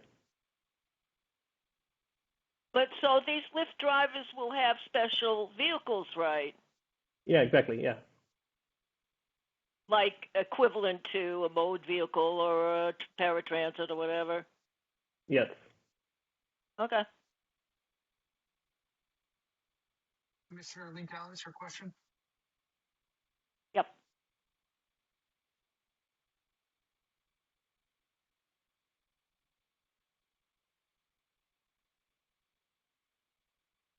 sorry. Thank you for coming. It's good to see you, Alfredo. My question goes back to, since I've been using Mode since the very beginning, and with the pandemic, there were fewer users, so then there were fewer drivers. And I was going to an event for the Office of Emergency Management at the Broad, and I put in for a Mode, and it was canceled 3 times. And I waited almost 30 minutes to go 5 miles, or 5 minutes. And I was wondering, I know there's a problem with getting and keeping enough drivers in the area. Is there enough financial incentive now? I mean, I don't know if the Lyft drivers are being built back. I don't know if the money's the same, or is that all coming back together? You know, that's a great point. We know this really throughout the summer, where sort of the demand for Lyft, we got this feedback from Lyft. It just grew way faster than the supply of drivers. So yeah, what you're saying in terms of long wait times and even sort of those cancellations, that happened to a lot of customers. And it's true that there's sort of a nationwide shortage of drivers, not just Lyft, it's Uber, it's our bus drivers nationwide. There's a bus driver shortage. And so, we do talk to Lyft regularly. We try to get an idea of like what their ETAs are. And so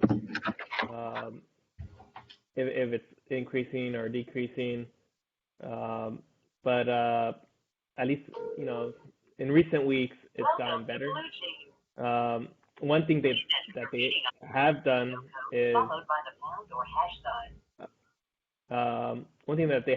is they're charging premium rates to incentivize drivers. Now, the Mode customers don't see those rates. We're seeing that on the back end since we pay for them. So Right. the cost for us on every Lyft trip has definitely increased compared to 2 years ago when the Lyft program started. Obviously we're hoping that over time they get more Lyft drivers so that our costs could go back down. But that's just the reality of I'm sorry, that's just the reality of the situation right now. Sorry, can someone mute themselves? Sorry about that. Yeah, that's okay. And so yeah, it's definitely tough. And I think if I could just say, one of the sort of the things that changed from the old dollar rate system is sort of that expectation, right? You're saying you're having to wait a half hour at most, and with the old dollar rate system, you'd have to call days ahead of time, and if you got lucky, you'd get a seat. And so it's at least for the last 2 years when things were running as normal, we've built that expectation up that people could expect the high quality ride within 5 to 15 minutes, and but we're struggling. We want to get back there, and we're hoping we are. Okay, thank you.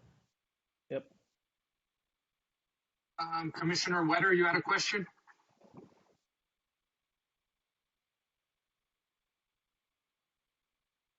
I have a few questions. Yes, I have a few questions, and I'll just do it really quick, back and forth.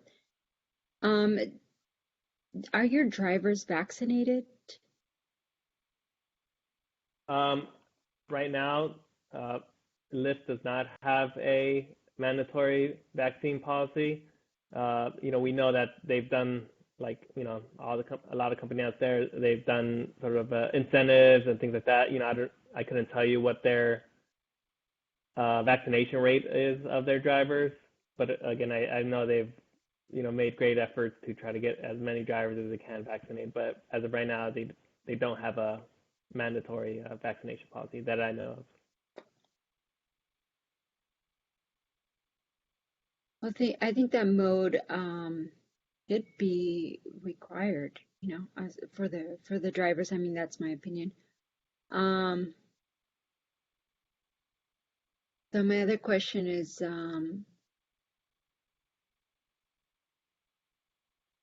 as as far as taking the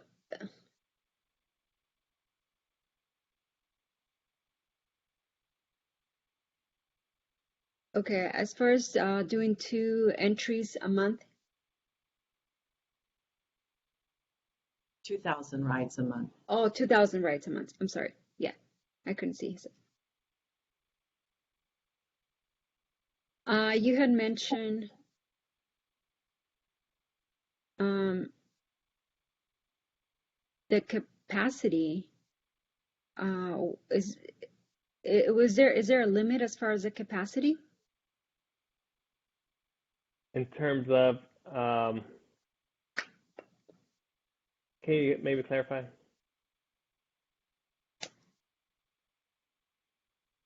Yeah, so 2,000. I mean, is there capacity for more? Over 2,000 people a month? Is that Yeah, possible? yes. Yeah, so, before COVID, we we could, within our budget, provide between 4,500 and 5,000 trips a month. Now, so at 2,000, we could definitely do that every month. We think we could get back to that, 5,000 rides a month range. We do have a federal grant that we applied to and we're successful on getting funds for that, sort of helps us get there, even with Lyft cost increasing a bit with the driver shortage. So yeah, we definitely think we have more room within our budget.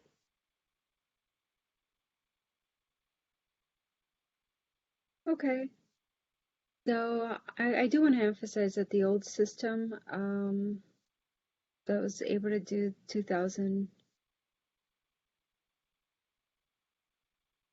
a month, and then we were able to do up to 9,000 a month, and now we are only able to do 2,000. Is that right? No, right now we're currently doing 2,000. That's because that's what the demand is. So, again, there's a lot of folks out there who, don't feel comfortable yet getting back on transit. And so if next month we had twice as many people, we'd be able to manage that within our budget. So that's just the demand.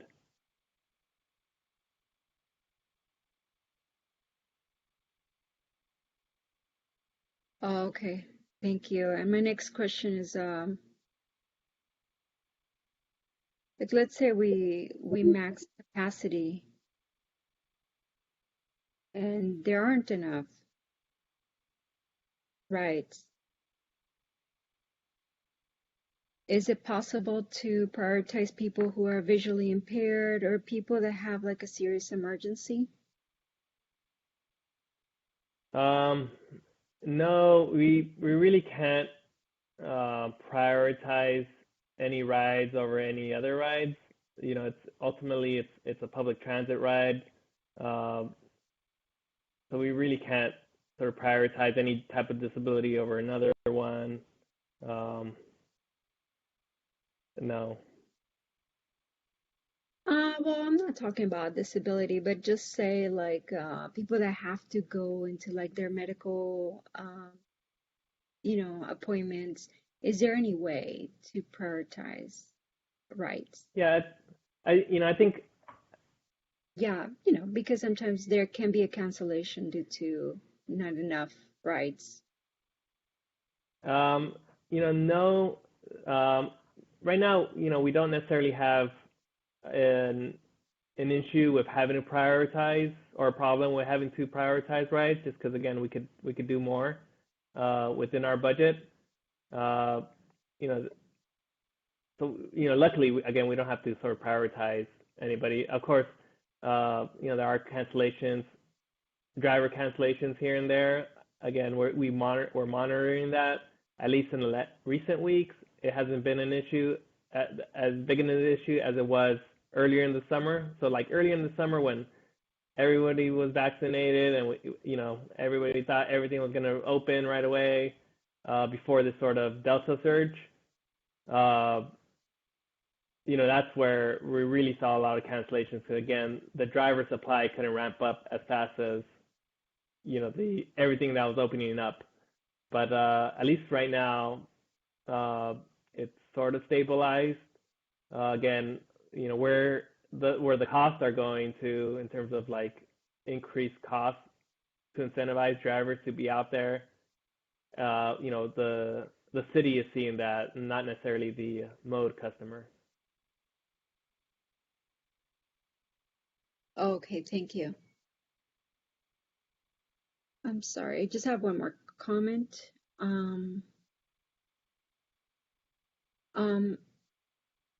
As far as safety, a lot of people are still very scared to be riding the bus and, during COVID and to see their doctor, go to the doctor appointments. It seems like the best thing would be to continue to create that safety program. Thank you. Yeah, thank you. Again, in the past, we've worked with Lyft, again, on these things like the Lyft or the mask mandates, we stop share riding. So, we're always, to the extent we can, working with Lyft and our other partners on trying to create the safest program we can. But, I appreciate the comment, and that's definitely, one of our priorities. Commissioner, Thank you. Sorry. Commissioner Block, your questions?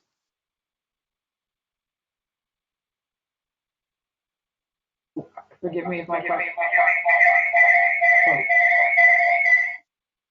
Not good. I don't know what's wrong.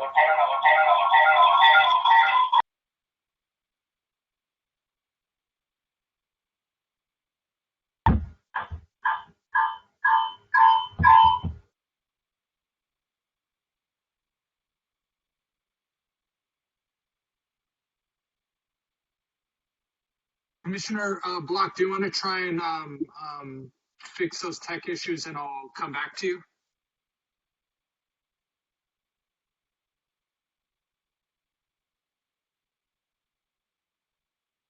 I do see two of you, Commissioner Block, so maybe that is causing the noise.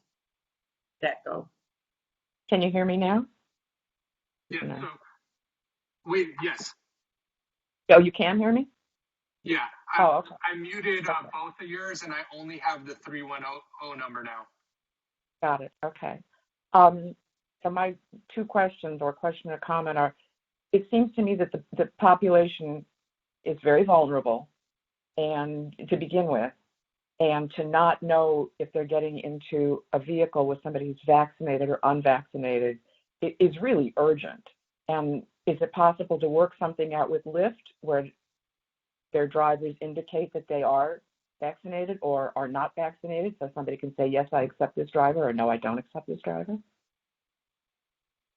I don't know if that specifically is available, but we've been talking to them. We're exploring a lot of different things. So, we understand that specific concern, but we'll definitely keep working with them and see what we can do to make sure that, everybody is being as safe as possible.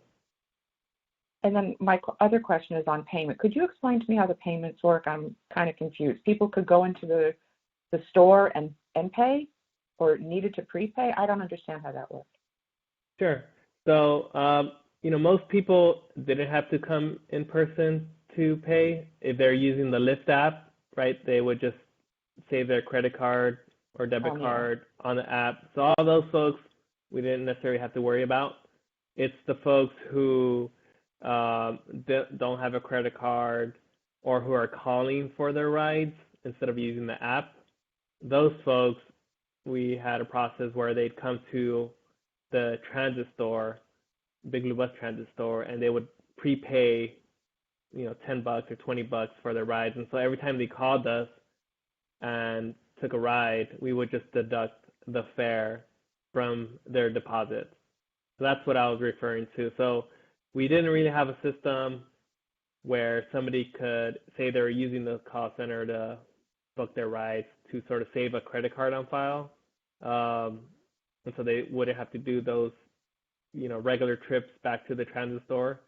But with this new contract, we're going to have a system where, for those folks at least, they wouldn't have to come back to the transit store. They could save a card on file. For those who only have cash, at least for right now, they'd still be required to come deposit cash to the transit store. But at that point, we're talking about less and less people. Thank you. Yep.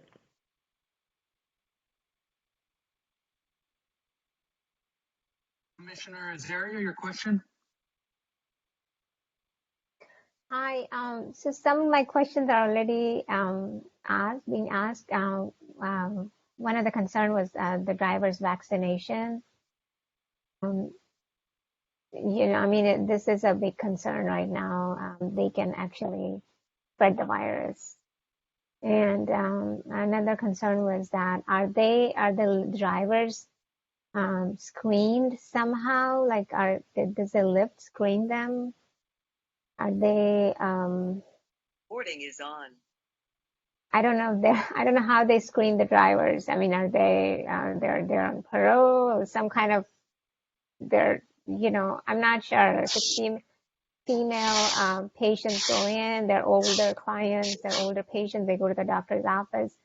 Are these drivers screened, or so I wanted to ask if whoever is available goes with the rides, or are there some specific drivers that are assigned to that?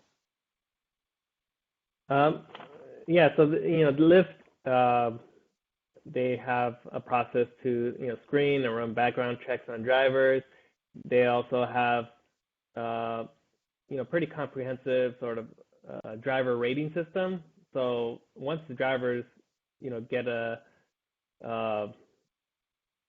few bad ratings, basically they get kicked off pretty quickly. So that's sort of a customer quality service type of check. We know in the past that if any of our riders after a mode ride were to rate their driver a 1 star or less, then that driver would never get matched up with that same rider again. So we in terms of sort of screening and who these drivers are, that's who it is. On any given trip, there isn't a sort of a special pool of Lyft drivers, but I did mention earlier that we'll have some new options like the assist ride options. Now those drivers are going to get additional training on working with seniors and people with disabilities in terms of helping them get in and out of the vehicle. And for those drivers, because they're taking that extra training and because they'll be providing that additional assistance, we'll be paying them an extra fee on top of the cost of the ride for them to provide that service. Because again, it's going to take a little bit more time for them to sort of get out and do that. So I hope that gives you a little bit more background. Yeah. And at one time, do they just pick one patient? Right now, yes. Right now, we suspended shared rides, and so that's a COVID precaution. So, but before COVID, they would share rides. So they pick up a mode passenger, and then they maybe pick up somebody else, and that, at least for the city, would reduce the cost substantially. And so, in terms of how many rides we could provide, if we ever got back, whenever we could get back to a situation where things are sort of somewhat normal, and if it's safe to do that, return to share rides, again, that would reduce the cost of each ride, and we could provide a lot more. But for right now, share rides are still suspended. I don't think there's any immediate plans to return to share rides. Thank you. Sure. Thanks, Alfredo. I got a question or two. First, just with the pandemic and everything, one of the issues coming up with the disability folks is this idea around digital literacy, or, Lyft works great if you have a smartphone, you know how to use it, the app's accessible. But we're finding disproportionately folks with disabilities may want to call in to help coordinate a ride. There's even some vendors that do this that pay a surcharge. So, I'm just worried our folks that can't navigate the app that would really benefit from Mode. Now Lyft is all they got. So is there a plan that they can call in and have someone, give them technical support or coordinate that ride over the phone? Yeah, that's exactly what we're doing.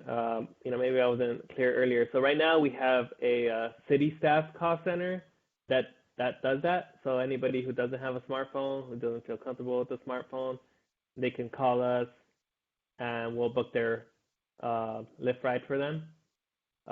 With this new contract, we're shifting that responsibility from a city staff call center to a Lyft subcontractor that they partner with to do that. But again, it'll be the same functionality. So somebody could call them and then they'd get a Lyft ride. But right now, we've been surprised that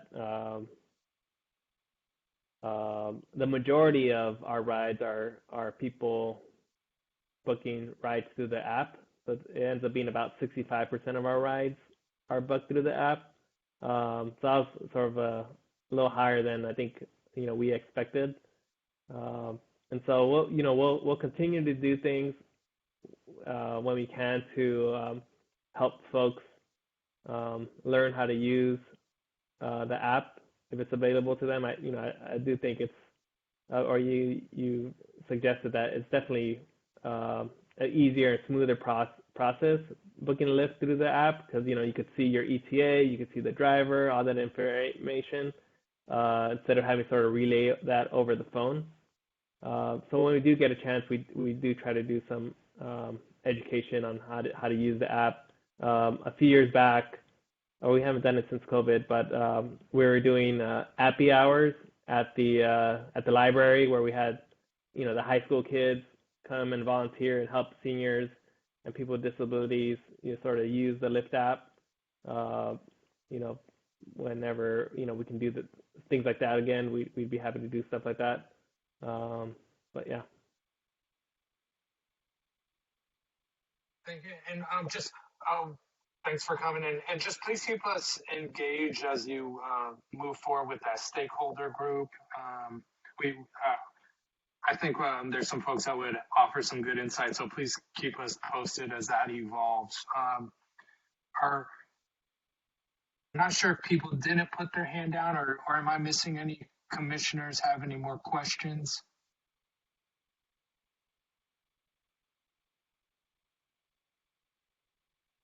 I do have one. Sure. I do have one quick question. Go ahead, Commissioner Nicholas. And moving forward, if you could use the raise the hand feature. Yes. But go ahead. Is that, I was looking for it. Is it a sorry, this is my first time. Is it a button here? Yeah, it's a raise hand button. It's above the mute button, I believe. Okay. I'll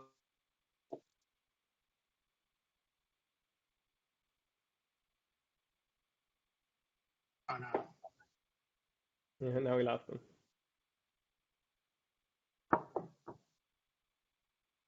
We're all figuring this out. I'd like to say something. I'm so sorry. On my Oh, it's all screen, good.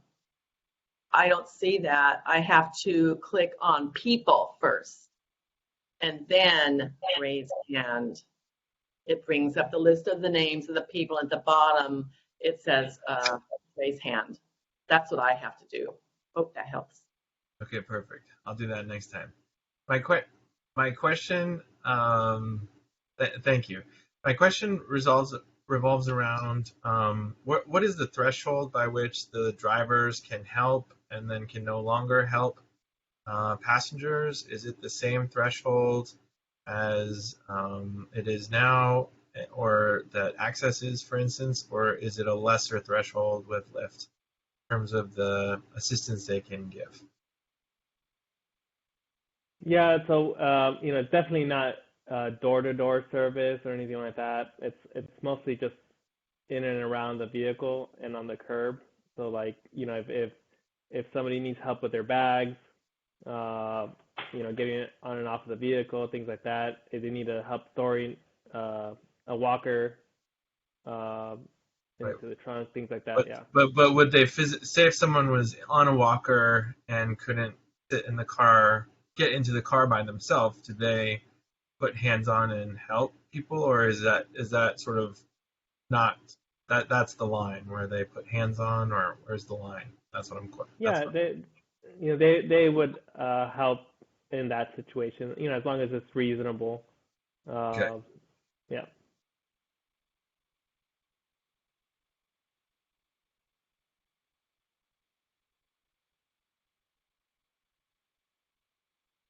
I don't see any other hands. Karen, do you have a question, or did you just leave your hand up? No question.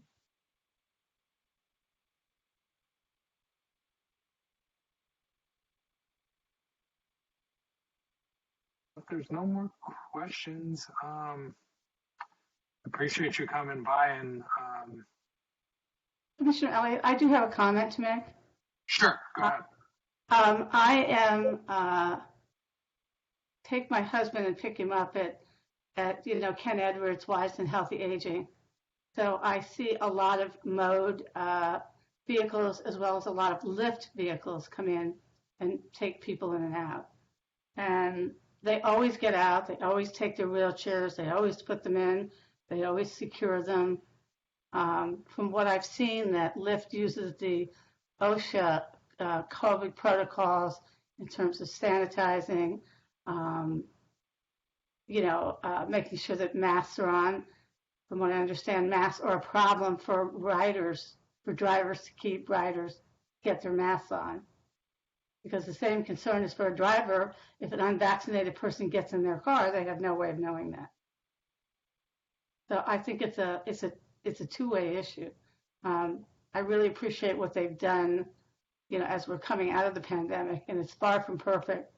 But I do know on the other side, the pre-pandemic, that they really did a great job, and they need to be commended. So hopefully we'll be able to work through this. We're not there yet. We don't feel safe yet, and it's the chicken and the egg. There's not going to be drivers until they're riders. I mean, I've given more people lifts to the airport in the last 2 months than I have in the last 10 years. Because, they can't find them, they get canceled, or they don't want to get in the car. So I think this is a community issue. I don't think this is just a Lyft specific thing. And how you separate the vaccinated from the unvaccinated, I don't know. I hope we work it out. Thank you. My 2 cents.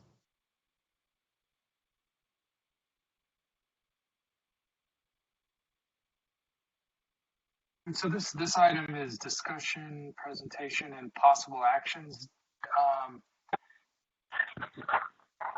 Do we want to talk about any possible actions at the commission?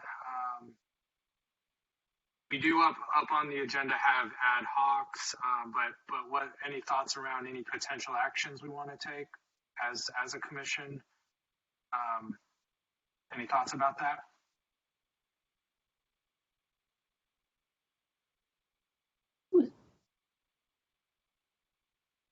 Who is currently on the ad hoc? I'm just saying that's a future. There's no one currently on like a Lyft ad hoc, Okay. but that's our next item on the agenda to talk about ad hoc. So Okay. just wanted to put that in the parking lot.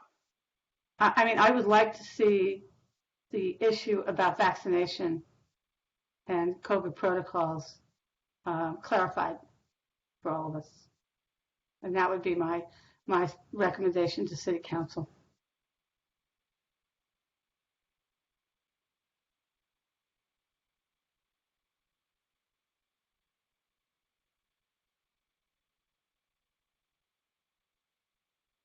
You know, that came up by several commissioners during the Q&A part of this presentation.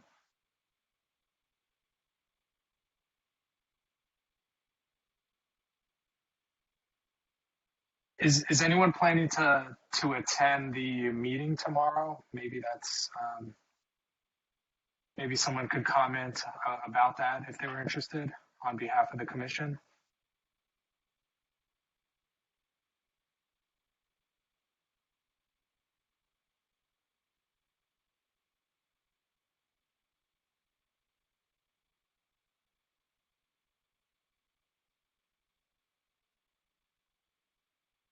All right, no takers. Well, really appreciate it, Alfredo. Please keep us posted on we want to be engaged, or I'm definitely interested in learning more about the stakeholder process. I think this, this is going to be a continuous issue, and I think the Disability Commission has some insights that could be helpful as this implementation moves on. Thanks again. Great. Thank you for your time and the great questions and feedback. Appreciate it. Good night.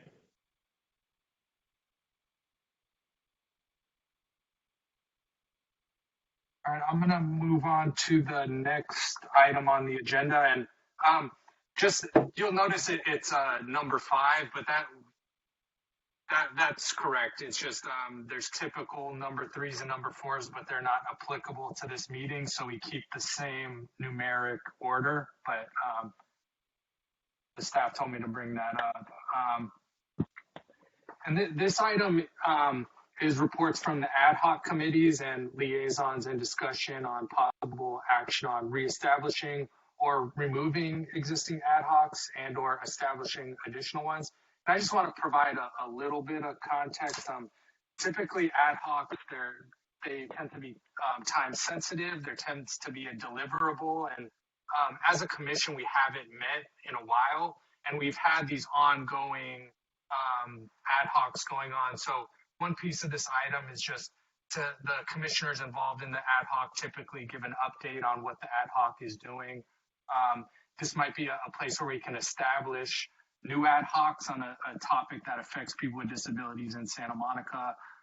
This may be a place where we want to form an ad hoc to provide insights to City Council.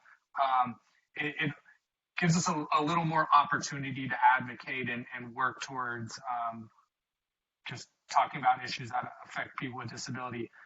And part of this item too is just they're not supposed to go on forever, and we haven't met in a long time. So part of it is the business of getting an update and thinking if we want to sunset some of the ones that went on, were going on before we last met, and then possibly sunsetting them, reestablishing them, and then talking about new ones we want to work on as a commission. So just wanted to provide a little bit of context. And first I want to start just going one by one. If there's a commissioner here that's still a part of one of the ad hocs that's on the agenda, giving an update, or if there is no update, let us know. Commissioner Wetter, do you want to add anything, any context or anything to this item? No, I think, yeah. Let's just go down the list and see where we stand. Great. So the first one is the ad hoc committee on monitoring council agendas. This is actually with a former commissioner who is no longer with us. Was anyone else involved with this ad hoc that can provide an update?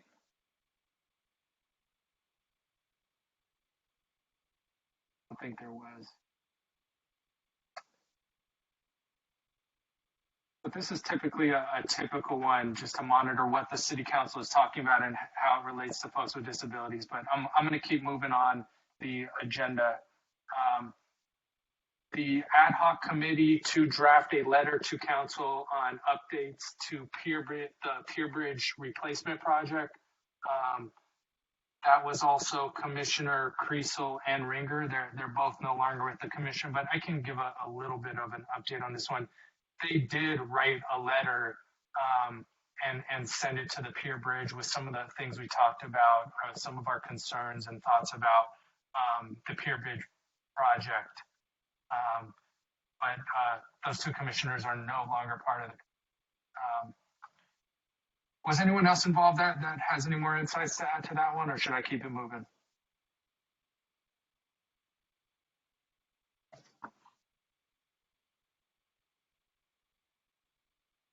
I could provide a little context to it because the peer group have come before this commission for as long as I've been on it, which is 10 years, 9 years, 10 years.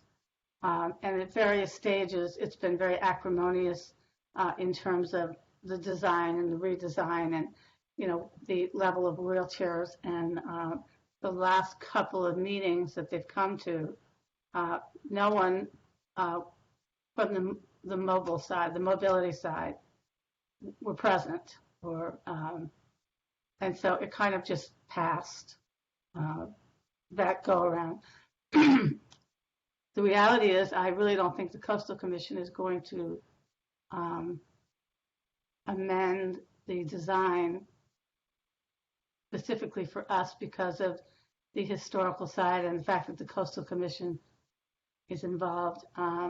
Certainly, I'm not saying that we should give Mickey comments, but you'd have to really go back and look in the various designs. I think, Delbert, how many proposals have you seen on the commission?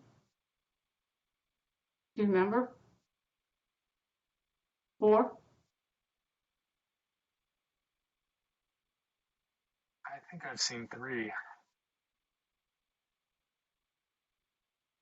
I mean, they went through some really vigorous redesigns, and the commission just, you know, pretty much said no to all of them.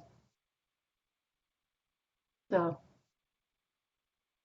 I suggest that anybody who is, if somebody wants to be on this ad hoc, that you know about, you know, designs and inclines, you're a wheelchair user, or a biker, or anybody involved in urban design. I think for the most of us during the last presentation, none of us really had any input because it just was not, it was not in our wheelhouse. You did. Thanks, Commissioner Lake Ellis. Appreciate the context on that. And I'm thinking after we go through these, maybe we'll make some motions on. I think we'll talk about it, but there's some that seem like they make sense to sunset, and we may want to reestablish some of them, and then we can talk about new ones where you may be interested in. But I'm going to keep it moving to number 4, the ad hoc committee on researching policy and usage of the city's beach wheelchair. Commissioner Cosme Dodge, do you have any updates around that ad hoc?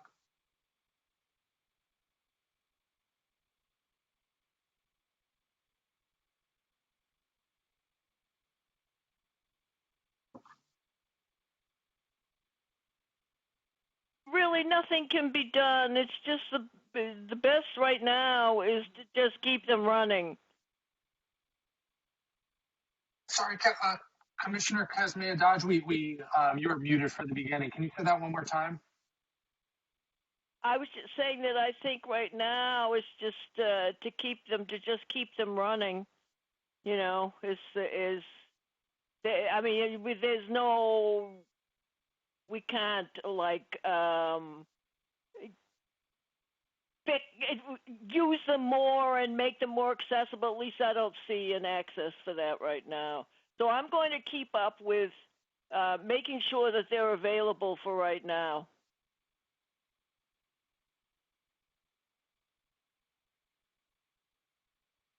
Appreciate the update. Does anyone else want to add to that one? Any context or anything before I move to the next one? Commissioner Wetter? Yes.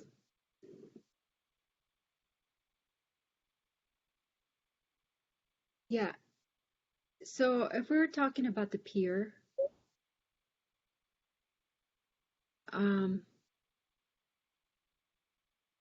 yeah, we were talking about that, and I think that's important based on history.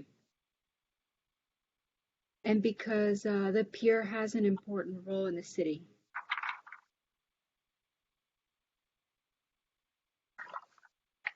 And also beach wheelchairs are important. We need to keep an eye on those two. I'm wondering if the ad hoc committee can make requirements that are similar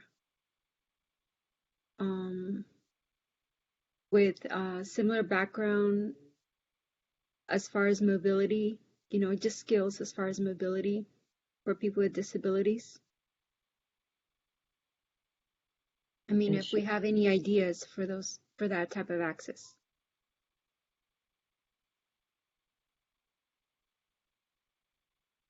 So Commissioner Wetter, are you thinking like a bigger umbrella that covers more mobility, an ad hoc that's kind of broader than the ones existing, or can you clarify a little more?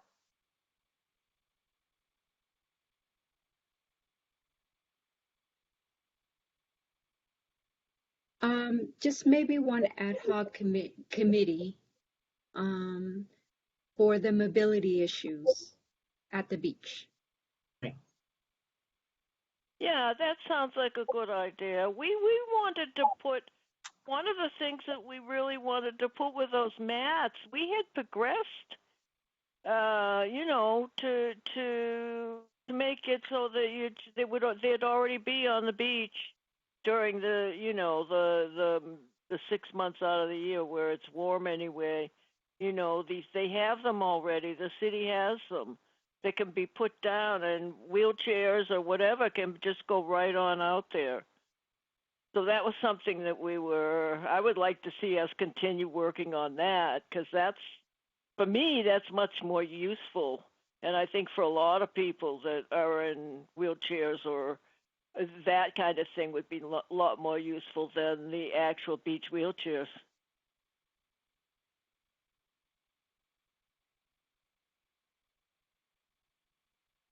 I'm thinking after we go through all these, when we get to, I want to make some motions on sunsetting ones, and then maybe we can talk about the either redoing some of them or new ad hocs that cover existing ones. Or let me just get through these, and I like what we're talking about. The last one is the ad hoc committee on May is Mental Health Month. That's me, Chair Elliott, Vice Chair Wetter, and Commissioner Hagan. She was the former chair who's no longer with us. I can start, and then Vice Chair, you want to chime in after me? Is that cool?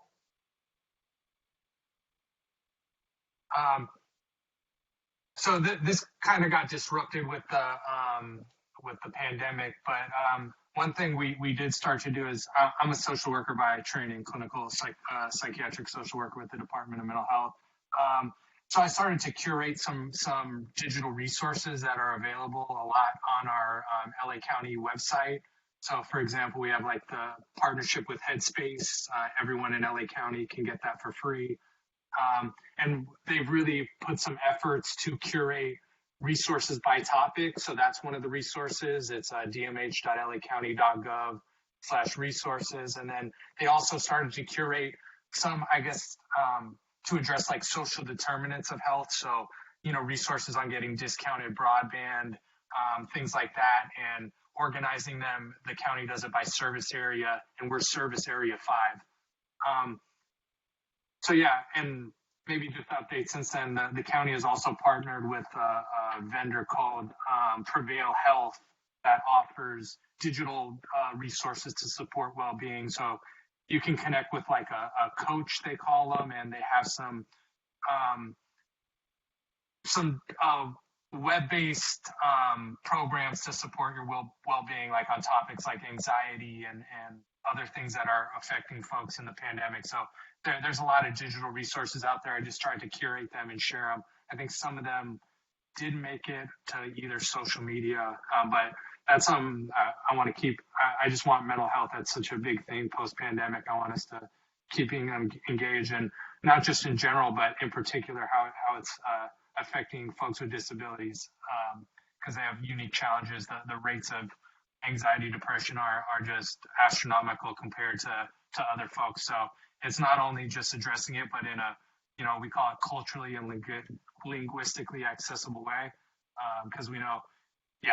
So I'll that'll be my update there. But I don't know if it's May's mental health month is expired maybe, but I do think mental health is something we should continue to talk about when appropriate, and when appropriate have ad hocs. But Vice Chair Wetter, you want to chime in there?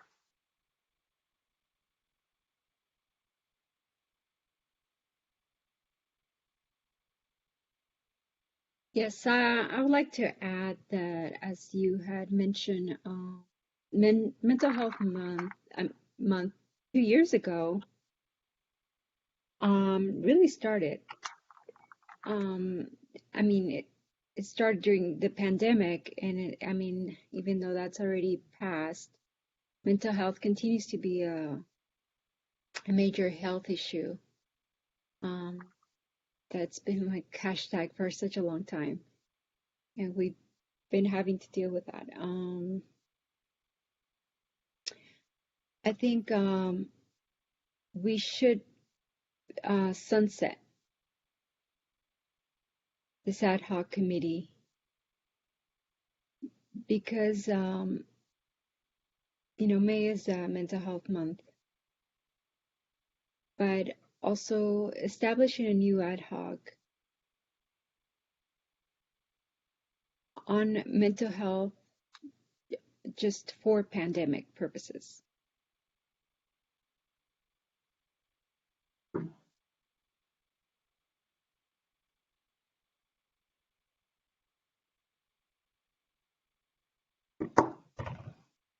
Those are great insights, and I appreciate you adding to the update, Commissioner Wetter.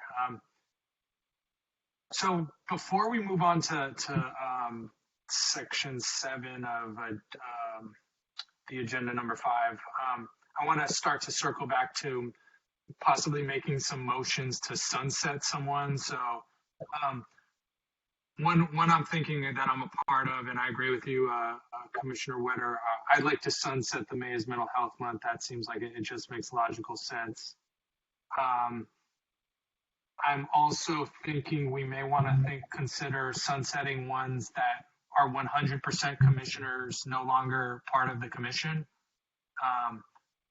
So that would be, and I'm open to reopening them, but just as a matter of business, they're supposed to be time sensitive. We have to sunset and then reestablish. So and this will be, I'm open to anyone chiming in here. I just want to give my thoughts, and then we'll circle back. So I'd like to talk about sunsetting monitoring council agendas, sunsetting the letter to the bridge, the peer bridge, to sunsetting the May is Mental Health Month.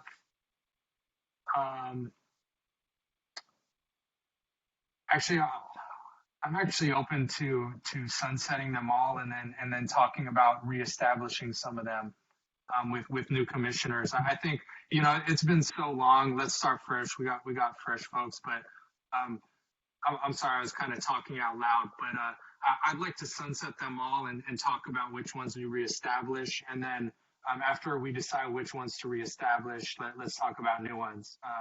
Do any other folks have thoughts about that? I think it's a great idea. I think because to try to reestablish an ad hoc that was started 10 years ago when there's no history and there's no continuity. I think we're smart to just, sunset them all and then figure out what our priorities are, because we're not sure how frequently we're going to meet, correct? So we can't say we're going to do an event that takes 6 people 4 months to put on. So for the time being, I mean, that's, not an option. So I agree with you. I think that's a good idea. And I just want to address one thing is it's my understanding that we meet quarterly through the end of the year. So I'm planning, I want us to meet one more time this year for sure, but I'm continuing to monitor that and get clarity, but just wanted to everyone quarterly through the end of the year. And I'm hoping more. We got business to do. There's a lot of work. But that's the status quo. I'll keep everyone posted. But sorry to go back to it. Does anyone have thoughts about sunsetting them all and then moving on to new ad hocs and talking about what we want to reestablish or start? Commissioner Wetter?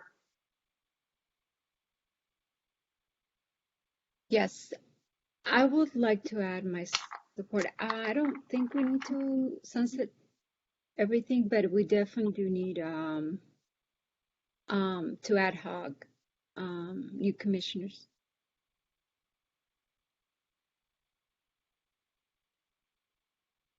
As I understand, the ad hoc commissioners, they last for a year. Is that correct? Or they're supposed to?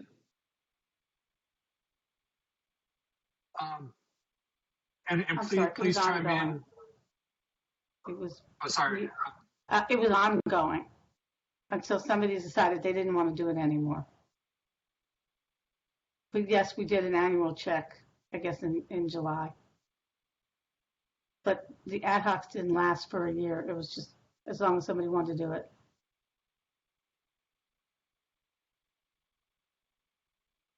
Oh, okay. Well, as far as our conversation with the city, we wanted to have an ad hoc committee with time limitation, right? We had mentioned that. So, Sunset them all. yeah, sunsetting them all would probably be, yeah, it'd be a good idea. I mean, we started that a long time ago.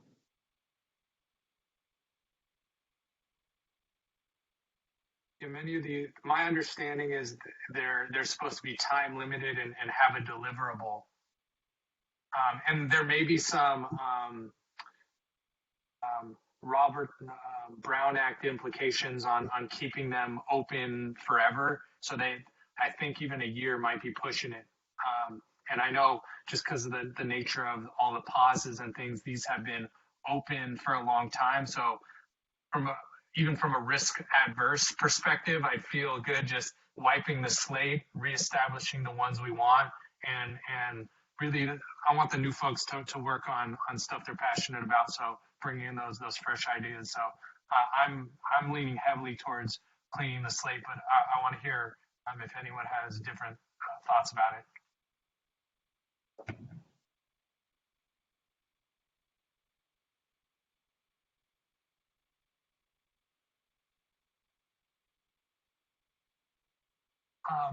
Well, I'm going to make a motion to sunset all of the existing ad hocs.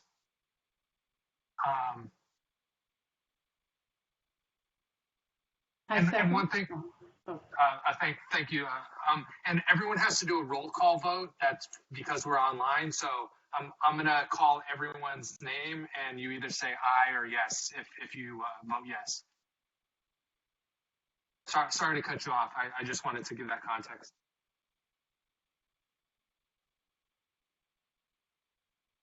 Commissioner Link-Ellis, do I still have your second? Can we move on to the roll call? I'm sorry, the interpreter needs clarification. Did you say Commissioner Webb? Did we second? Should we second what you just said? Link Ellis did.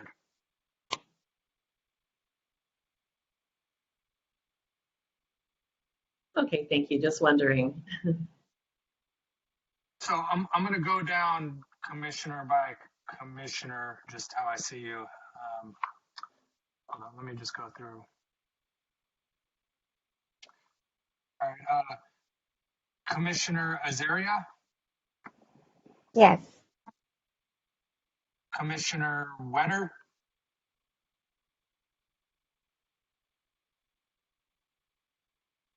Yep, yes. Commissioner Link Ellis, Yes. Commissioner Charles, Yes. Commissioner Nicholas, Yes. Commissioner Block, Yes. Commissioner Casman Dodge. Yes. I vote yes as well. So I believe the motion passes. Or just moving forward, how do I count for the folks that weren't here, existing folks? Do we just not bring them up? No. All right, so we sunsetted the six existing ad hocs.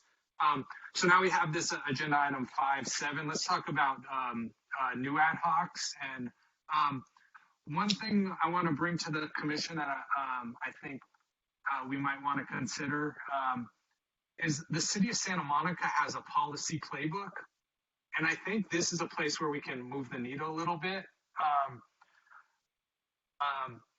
One thing I noticed just off the back looking at it is you press Control F and you can search the entire document.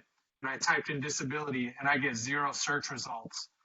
So if we have a policy playbook, 100% of policies have a disability component. So I'd expect to see, a greater than 0. So, by I think encoding, accessibility, disability into this document can kind of crystallize our work. So that I just wanted to, let's continue talking about items, but that's one thing I'd like to bring up as a ad hoc for the commission. But I'd like to open it up to other ideas from new folks, because I got a couple, but I want to hear from new folks. And please use the raise hand feature if you can. Commissioner Nicholas. Sure. Hi, everyone.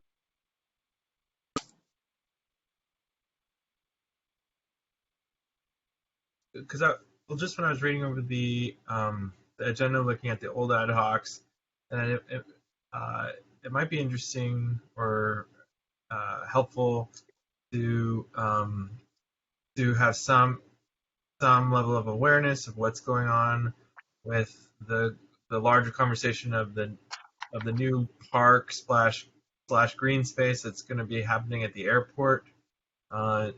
It still stands that in 2028 that land will revert back to the city, and it's been an evolving conversation exactly what that's going to look like. But I think it might be really nice to have a voice from this this community or affiliated with this community, aligned with this community, that can sort of advise and look for opportunities in that park to really create recreational space for everyone.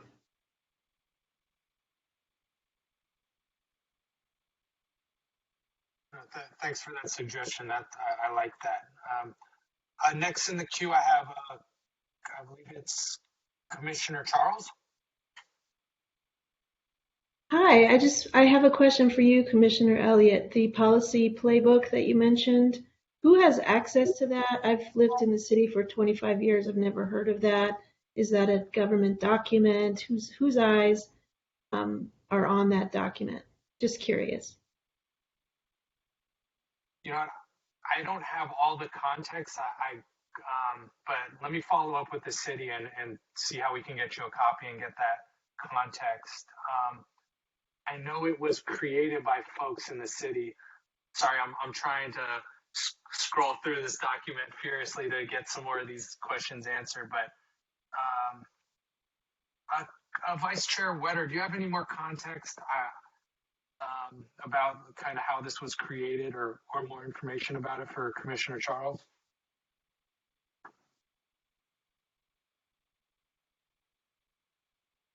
My understanding is that the policy playbook is specifically for city staff and the local departments to assist with leadership policies and making decisions and things like that.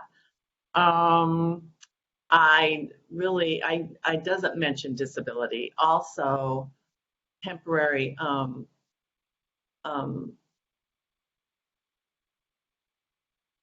BIPOC, by people of color. It doesn't mention anything about that either. So I think it's really important to include those things. A social community perspective should be in there. So I think that our eyes need to be on that document going forward. And yeah, I'm interested in that committee. Yes, I am too. I mean, that's a foundational document that would affect the parks, as you mentioned, Evan, and the pier, and the wheelchairs and everything that is going on in the city. I have some ideas too, but I would just like to be on that ad hoc committee if we decide to form it, because that seems like a great place to start. And just, it says the Santa Monica Policy Playbook provides tangible and transparent guidance, resources, and best practices regarding every step in the entire policy process, from initiation to research to development to implementation to evaluation. That's the three sentence. But let me see how I can get you a copy of this and more context, or maybe we can have someone talk about it. But I'm hearing a lot of interest in ad hoc, so maybe that's when I'm also interested. So maybe when we form an ad hoc, we can really get in the weeds with this. I'm just going through the queue. There's a few hands up. Commissioner Link Ellis. Yeah, I just wanted to bring up about Parks and Recs and what Commissioner Nicholas said. I think it would be, and I know we'll get into this more, really helpful to have Judith or somebody from the Parks and Recs department come do a presentation and an update. When we did our first universal design playground, which is the Janahan playground, that's when they decided that every time and we've just done another one off Montana, that every time they redo or create a playground, they will always use the universal design elements to it. So the Parks and Recs in the city have pretty much agreed to that.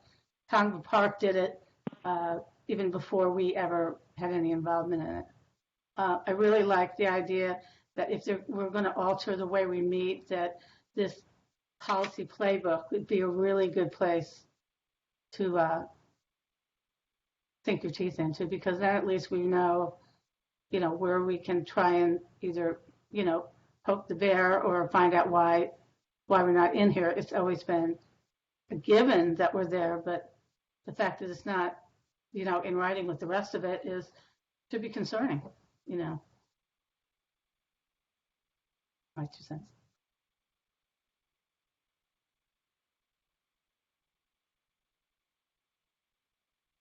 I don't see any hands, but one topic that I've brought up a few times and I'm seeing at work is that disproportionately affects our folk. It's digital equity. Again, people with disabilities, less broadband, less devices, technology is not accessible, not access to the assistive technology they need. And just what happened in the last years, everything's moving to the cloud, everything's digital, government services are digital. We're getting left behind. So that's a big umbrella, but I'd like to address that. Some things we've talked about is like Santa Monica was leading on like getting gigabyte speed for everybody. And there was just billions of funding to create the middle mile of broadband infrastructure, and they are allowing local governments to do the last mile. So I'm curious and if we do the last mile, that'll make it more accessible to folks with disabilities. And just, next week, the new version of Windows is coming out. There's a big emphasis on accessibility. Even the Apple Watches now, you can do gestures with your hand. There's a lot of emphasis on accessibility, but not enough. And you need broadband internet if you have a disability to manage your health care at home, telehealth. There's a lot of phases, but I'm really concerned as things are moving digital.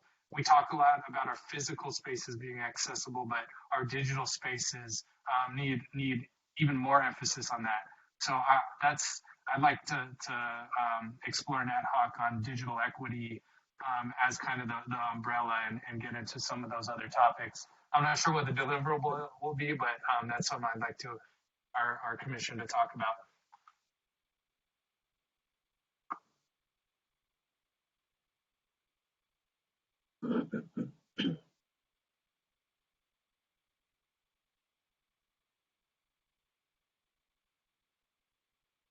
Does anyone have any other ideas, or should we start talking about making motions to create new ones, and then once we create them, talk about who wants to join them? Or does anyone have new ideas for ad hocs? I'm hearing we got an idea around Parks and Rec with the new green space at the airport. There's some interest around a policy playbook ad hoc, and then I'm interested in this issue around digital equity. But are there any ideas, or maybe even the existing ones, reestablishing, or should we just start talking about establishing those three?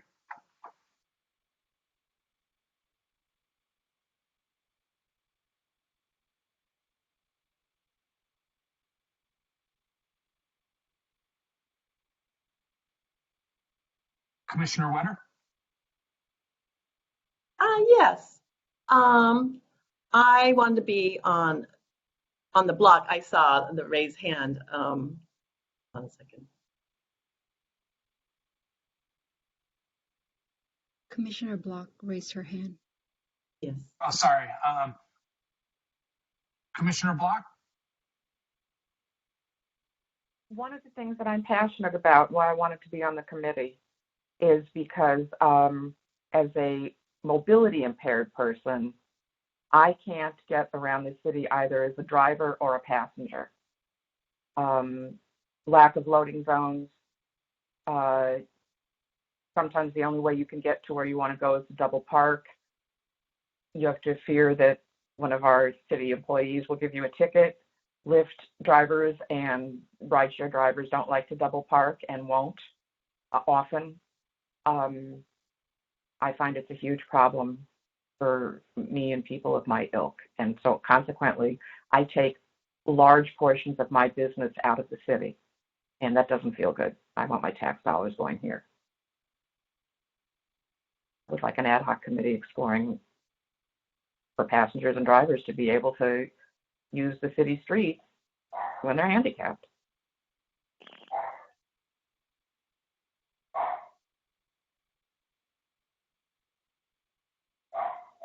So and that relates to some of the ones we've had, and mobility is a huge issue.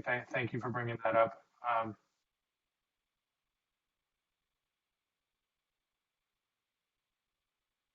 Sorry, it's hard to manage the hands in this.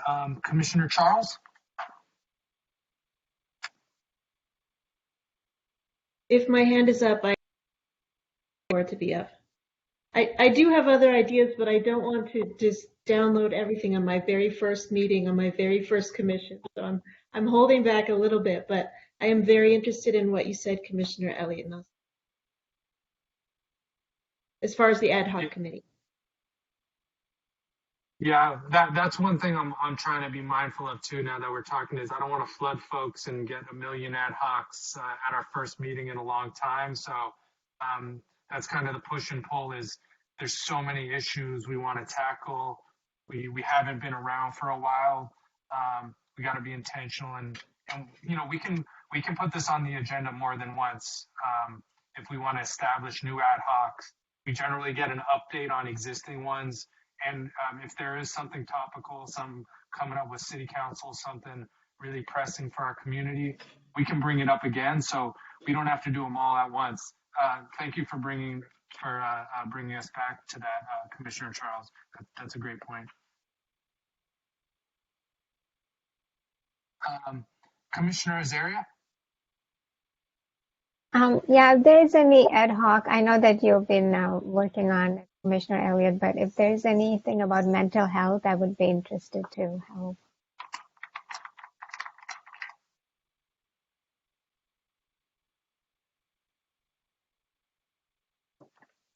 Thank you, Commissioner Azaria. Thank you. Commissioner Link Ellis? One of the things that I really, it really gives me enthusiasm is the fact that there's so many new commissioners here. But we don't, because City Council appoints you now, we don't have a say in that. We really don't know anything about you. So it would be really helpful for us to either have a bio or what you're interested, what your passions are, what brought you to the commission. We don't need your whole life story. We don't need all your, your skeletons in your closet, but just, what you would like to do here. And I think it's a great idea if we start with 3 ad hocs or 4 and do big umbrella, pictures. And then as we go on, if they need to be broken down, we can break it down. But I think until we get to know each other a little bit. I appreciate that, Commissioner Link Ellis. And actually, item C is future agenda planning, and we rushed so quick at the beginning. Yeah, I'd love to even just say, hi, what's your name, and a couple sentences, but maybe at a 5C, let's try and do that a little bit. And then even what you're passionate about, like the suggestions, Commissioner Link Ellis, but just I'm fresh at this, I'll get better. I like that point you brought up, Commissioner Link Ellis. Is 3? What do you guys think about like 3 umbrellas to start, and then seeing how that goes, 3 to 4, and then circling back to this, or just seeing how that goes? Any thoughts around starting with 3 to 4? I didn't get that. What do you mean starting with 3 or 4? 3 to 4 ad hocs. Oh. Yeah, I'm not getting. I'll have to have some kind of, captioning for the next time. I'm just missing too much. Commissioner Casimir Dodge, are you connected to the car? Yeah, but I'm only connected by phone, so my hearing's bad.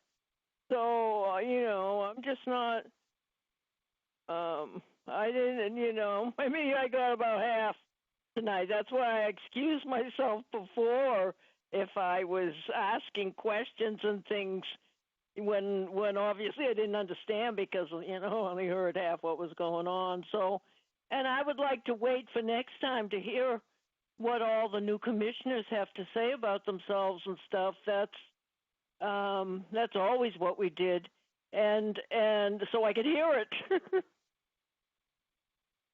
rather than do it now because now I can't hear it. And can you see the captions? Do you have it on the computer? Yeah.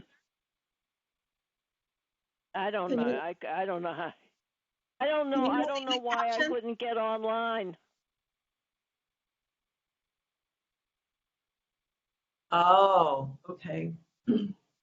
Yeah, I had no, and before I don't even need captions when I can get online because I have the plug-in earphones, so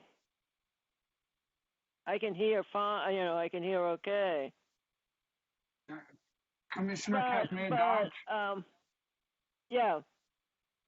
Before the next meeting, maybe we can sidebar. I want to make sure you're set up. If we got to get some technical assistance. Great. Yeah. I apologize. This isn't working out. Yeah, I didn't realize that I wouldn't, I mean, I haven't had a problem before with my Zoom thing, so I wasn't prepared for this. Or maybe we can figure out how to before, maybe like 30 minutes before or whatever, we can touch base and make sure things are working smoothly. Yeah.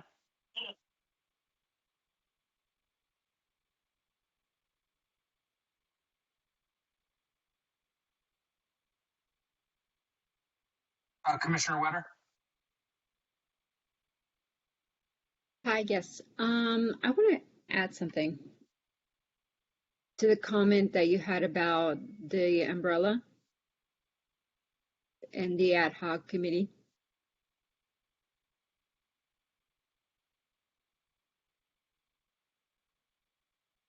How would that work if we had a specific purpose with each ad hoc?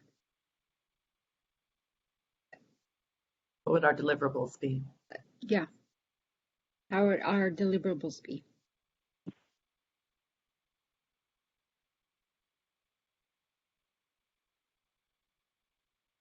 That's a good question. That's another, we'd have to make it broad enough that it covers topics that we're all interested in, we've talked about, but not so broad that we can't have a specific deliverable that relates to things we're talking about. So I appreciate you kind of bringing it in a little more. And any thoughts for previous commissioners on how you broader issues to inform the selection of our ad hocs?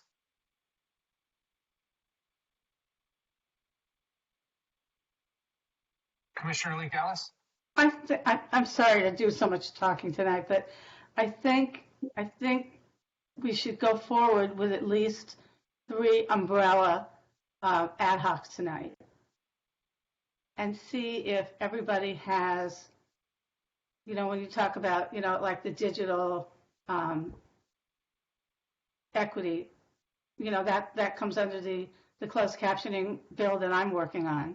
And it comes under, the broadband and everything, and other things maybe Dilbert has.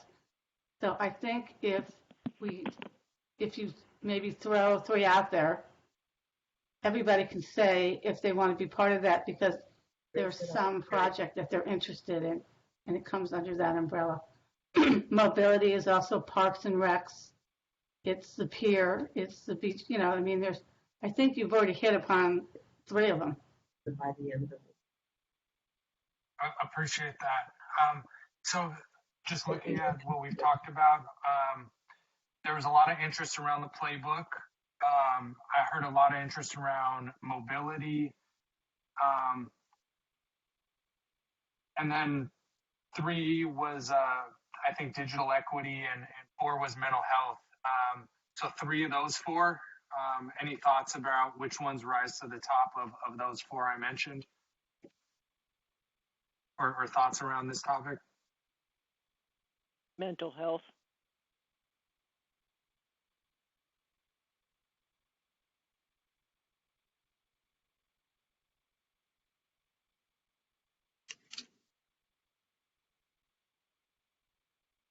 Do the commissioners think those 4 are the top 4? Because I want to start, I'm thinking just putting out a motion. Seeing some nodding heads, so I'm going to take that as a start to make a motion. Yes. Yes. Yeah, I'd like to make a motion to establish an ad hoc on the City of Santa Monica policy playbook and make some recommendations from the Disability Commission. Do I have a second? I'll second. Okay. Let me do a roll call vote. Commissioner Azaria? Yes. Yes. Commissioner Wetter? Yes. Commissioner Link Ellis? Yes. Commissioner Charles? Yes. Commissioner Nicholas? Yes. Commissioner Block, Yes. Commissioner Cosme Dodge, Yes. and I vote yes. Did I get everybody? I believe so.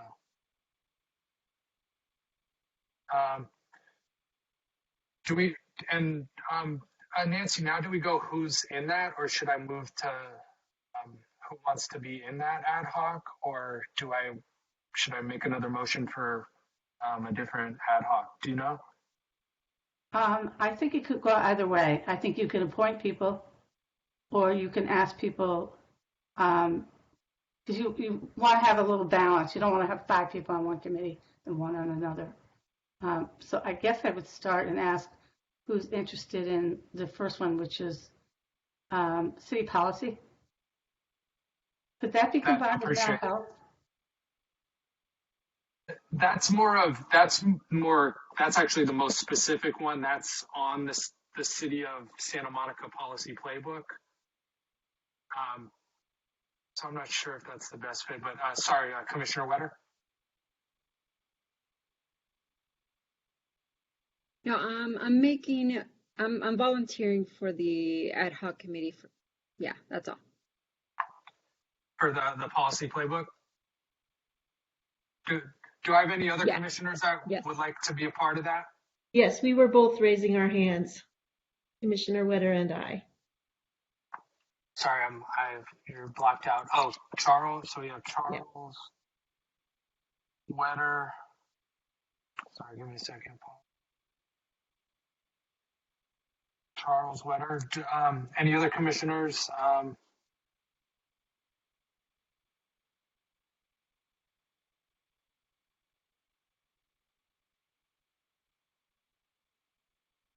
No, let me circle back. I'm interested, but I don't want to be on 3 because I'm super swamped. So let's start with those 2. But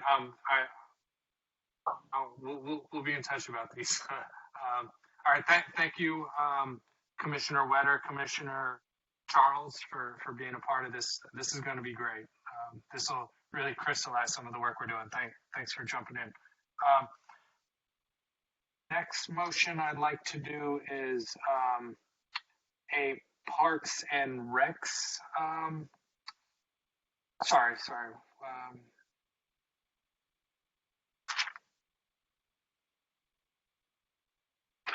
I'd like to establish an ad hoc on mobility issues. I'd like to make a motion to establish an ad hoc on mobility issues affecting people with disabilities in Santa Monica. Do I have a second?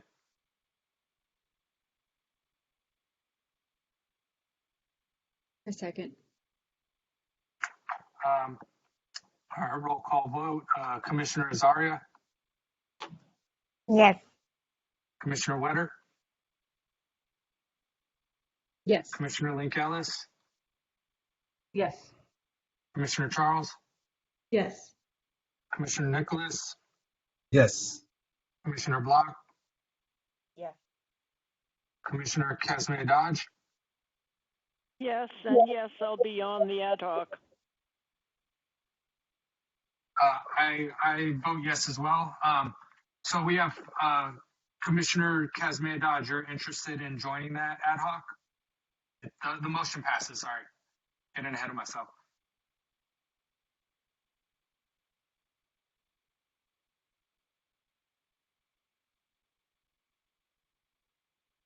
Commissioner Casmay Dodge, you're interested in joining that ad hoc?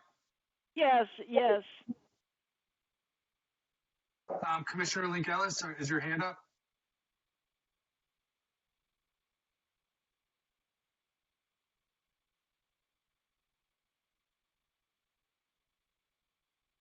I think you're muted.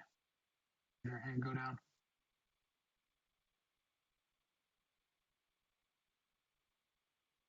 Do we have any commissioners interested in joining this ad hoc as well on mobility? Karen Block? Karen, yeah. Yeah, Commissioner Block has raised her hand. Great, thank you.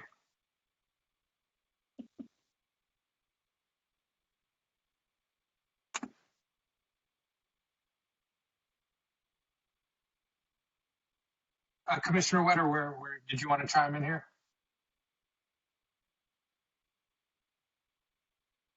No, just pointing out that Commissioner Block had raised her hand. That's all.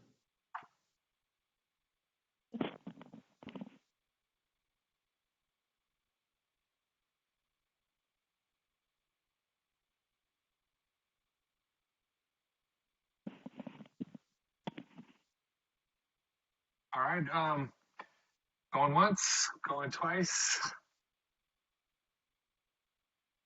All right. Thanks, Commissioner Kazmia Dodge, Commissioner Block, for volunteering to be a part of that ad hoc.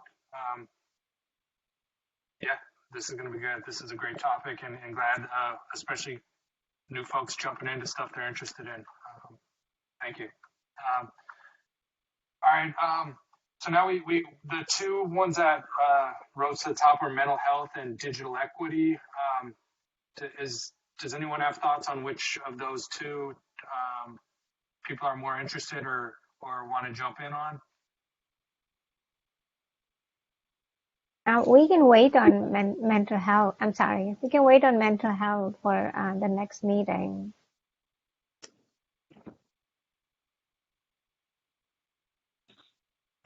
I think that the digital equity is super important. Just as, the access for, parks and whatever was prior. So I think that should take the priority. And then I think once we get rolling, then do a mental health ad hoc if we have the space to be able to deliver like what we used to do. We would have movies and we would have, panel discussions, and we had an art exhibit in the library with all kinds of artists who have mental health issues. So we did labor intensive things like that, but I don't think we're going to be able to do that for a while. The Social Services Commission just had a panel on mental health with folks from the department, the county department, all over the city, so that they're on it too. Okay. I'm leaning towards making the motion for establishing an ad hoc on digital equity. I'm going to make that motion. I'm going to make a motion to establish an ad hoc on digital equity. Can I get a second? Or is there a second? I second. All right, roll call vote. Commissioner Azaria? Yes. Commissioner Wetter?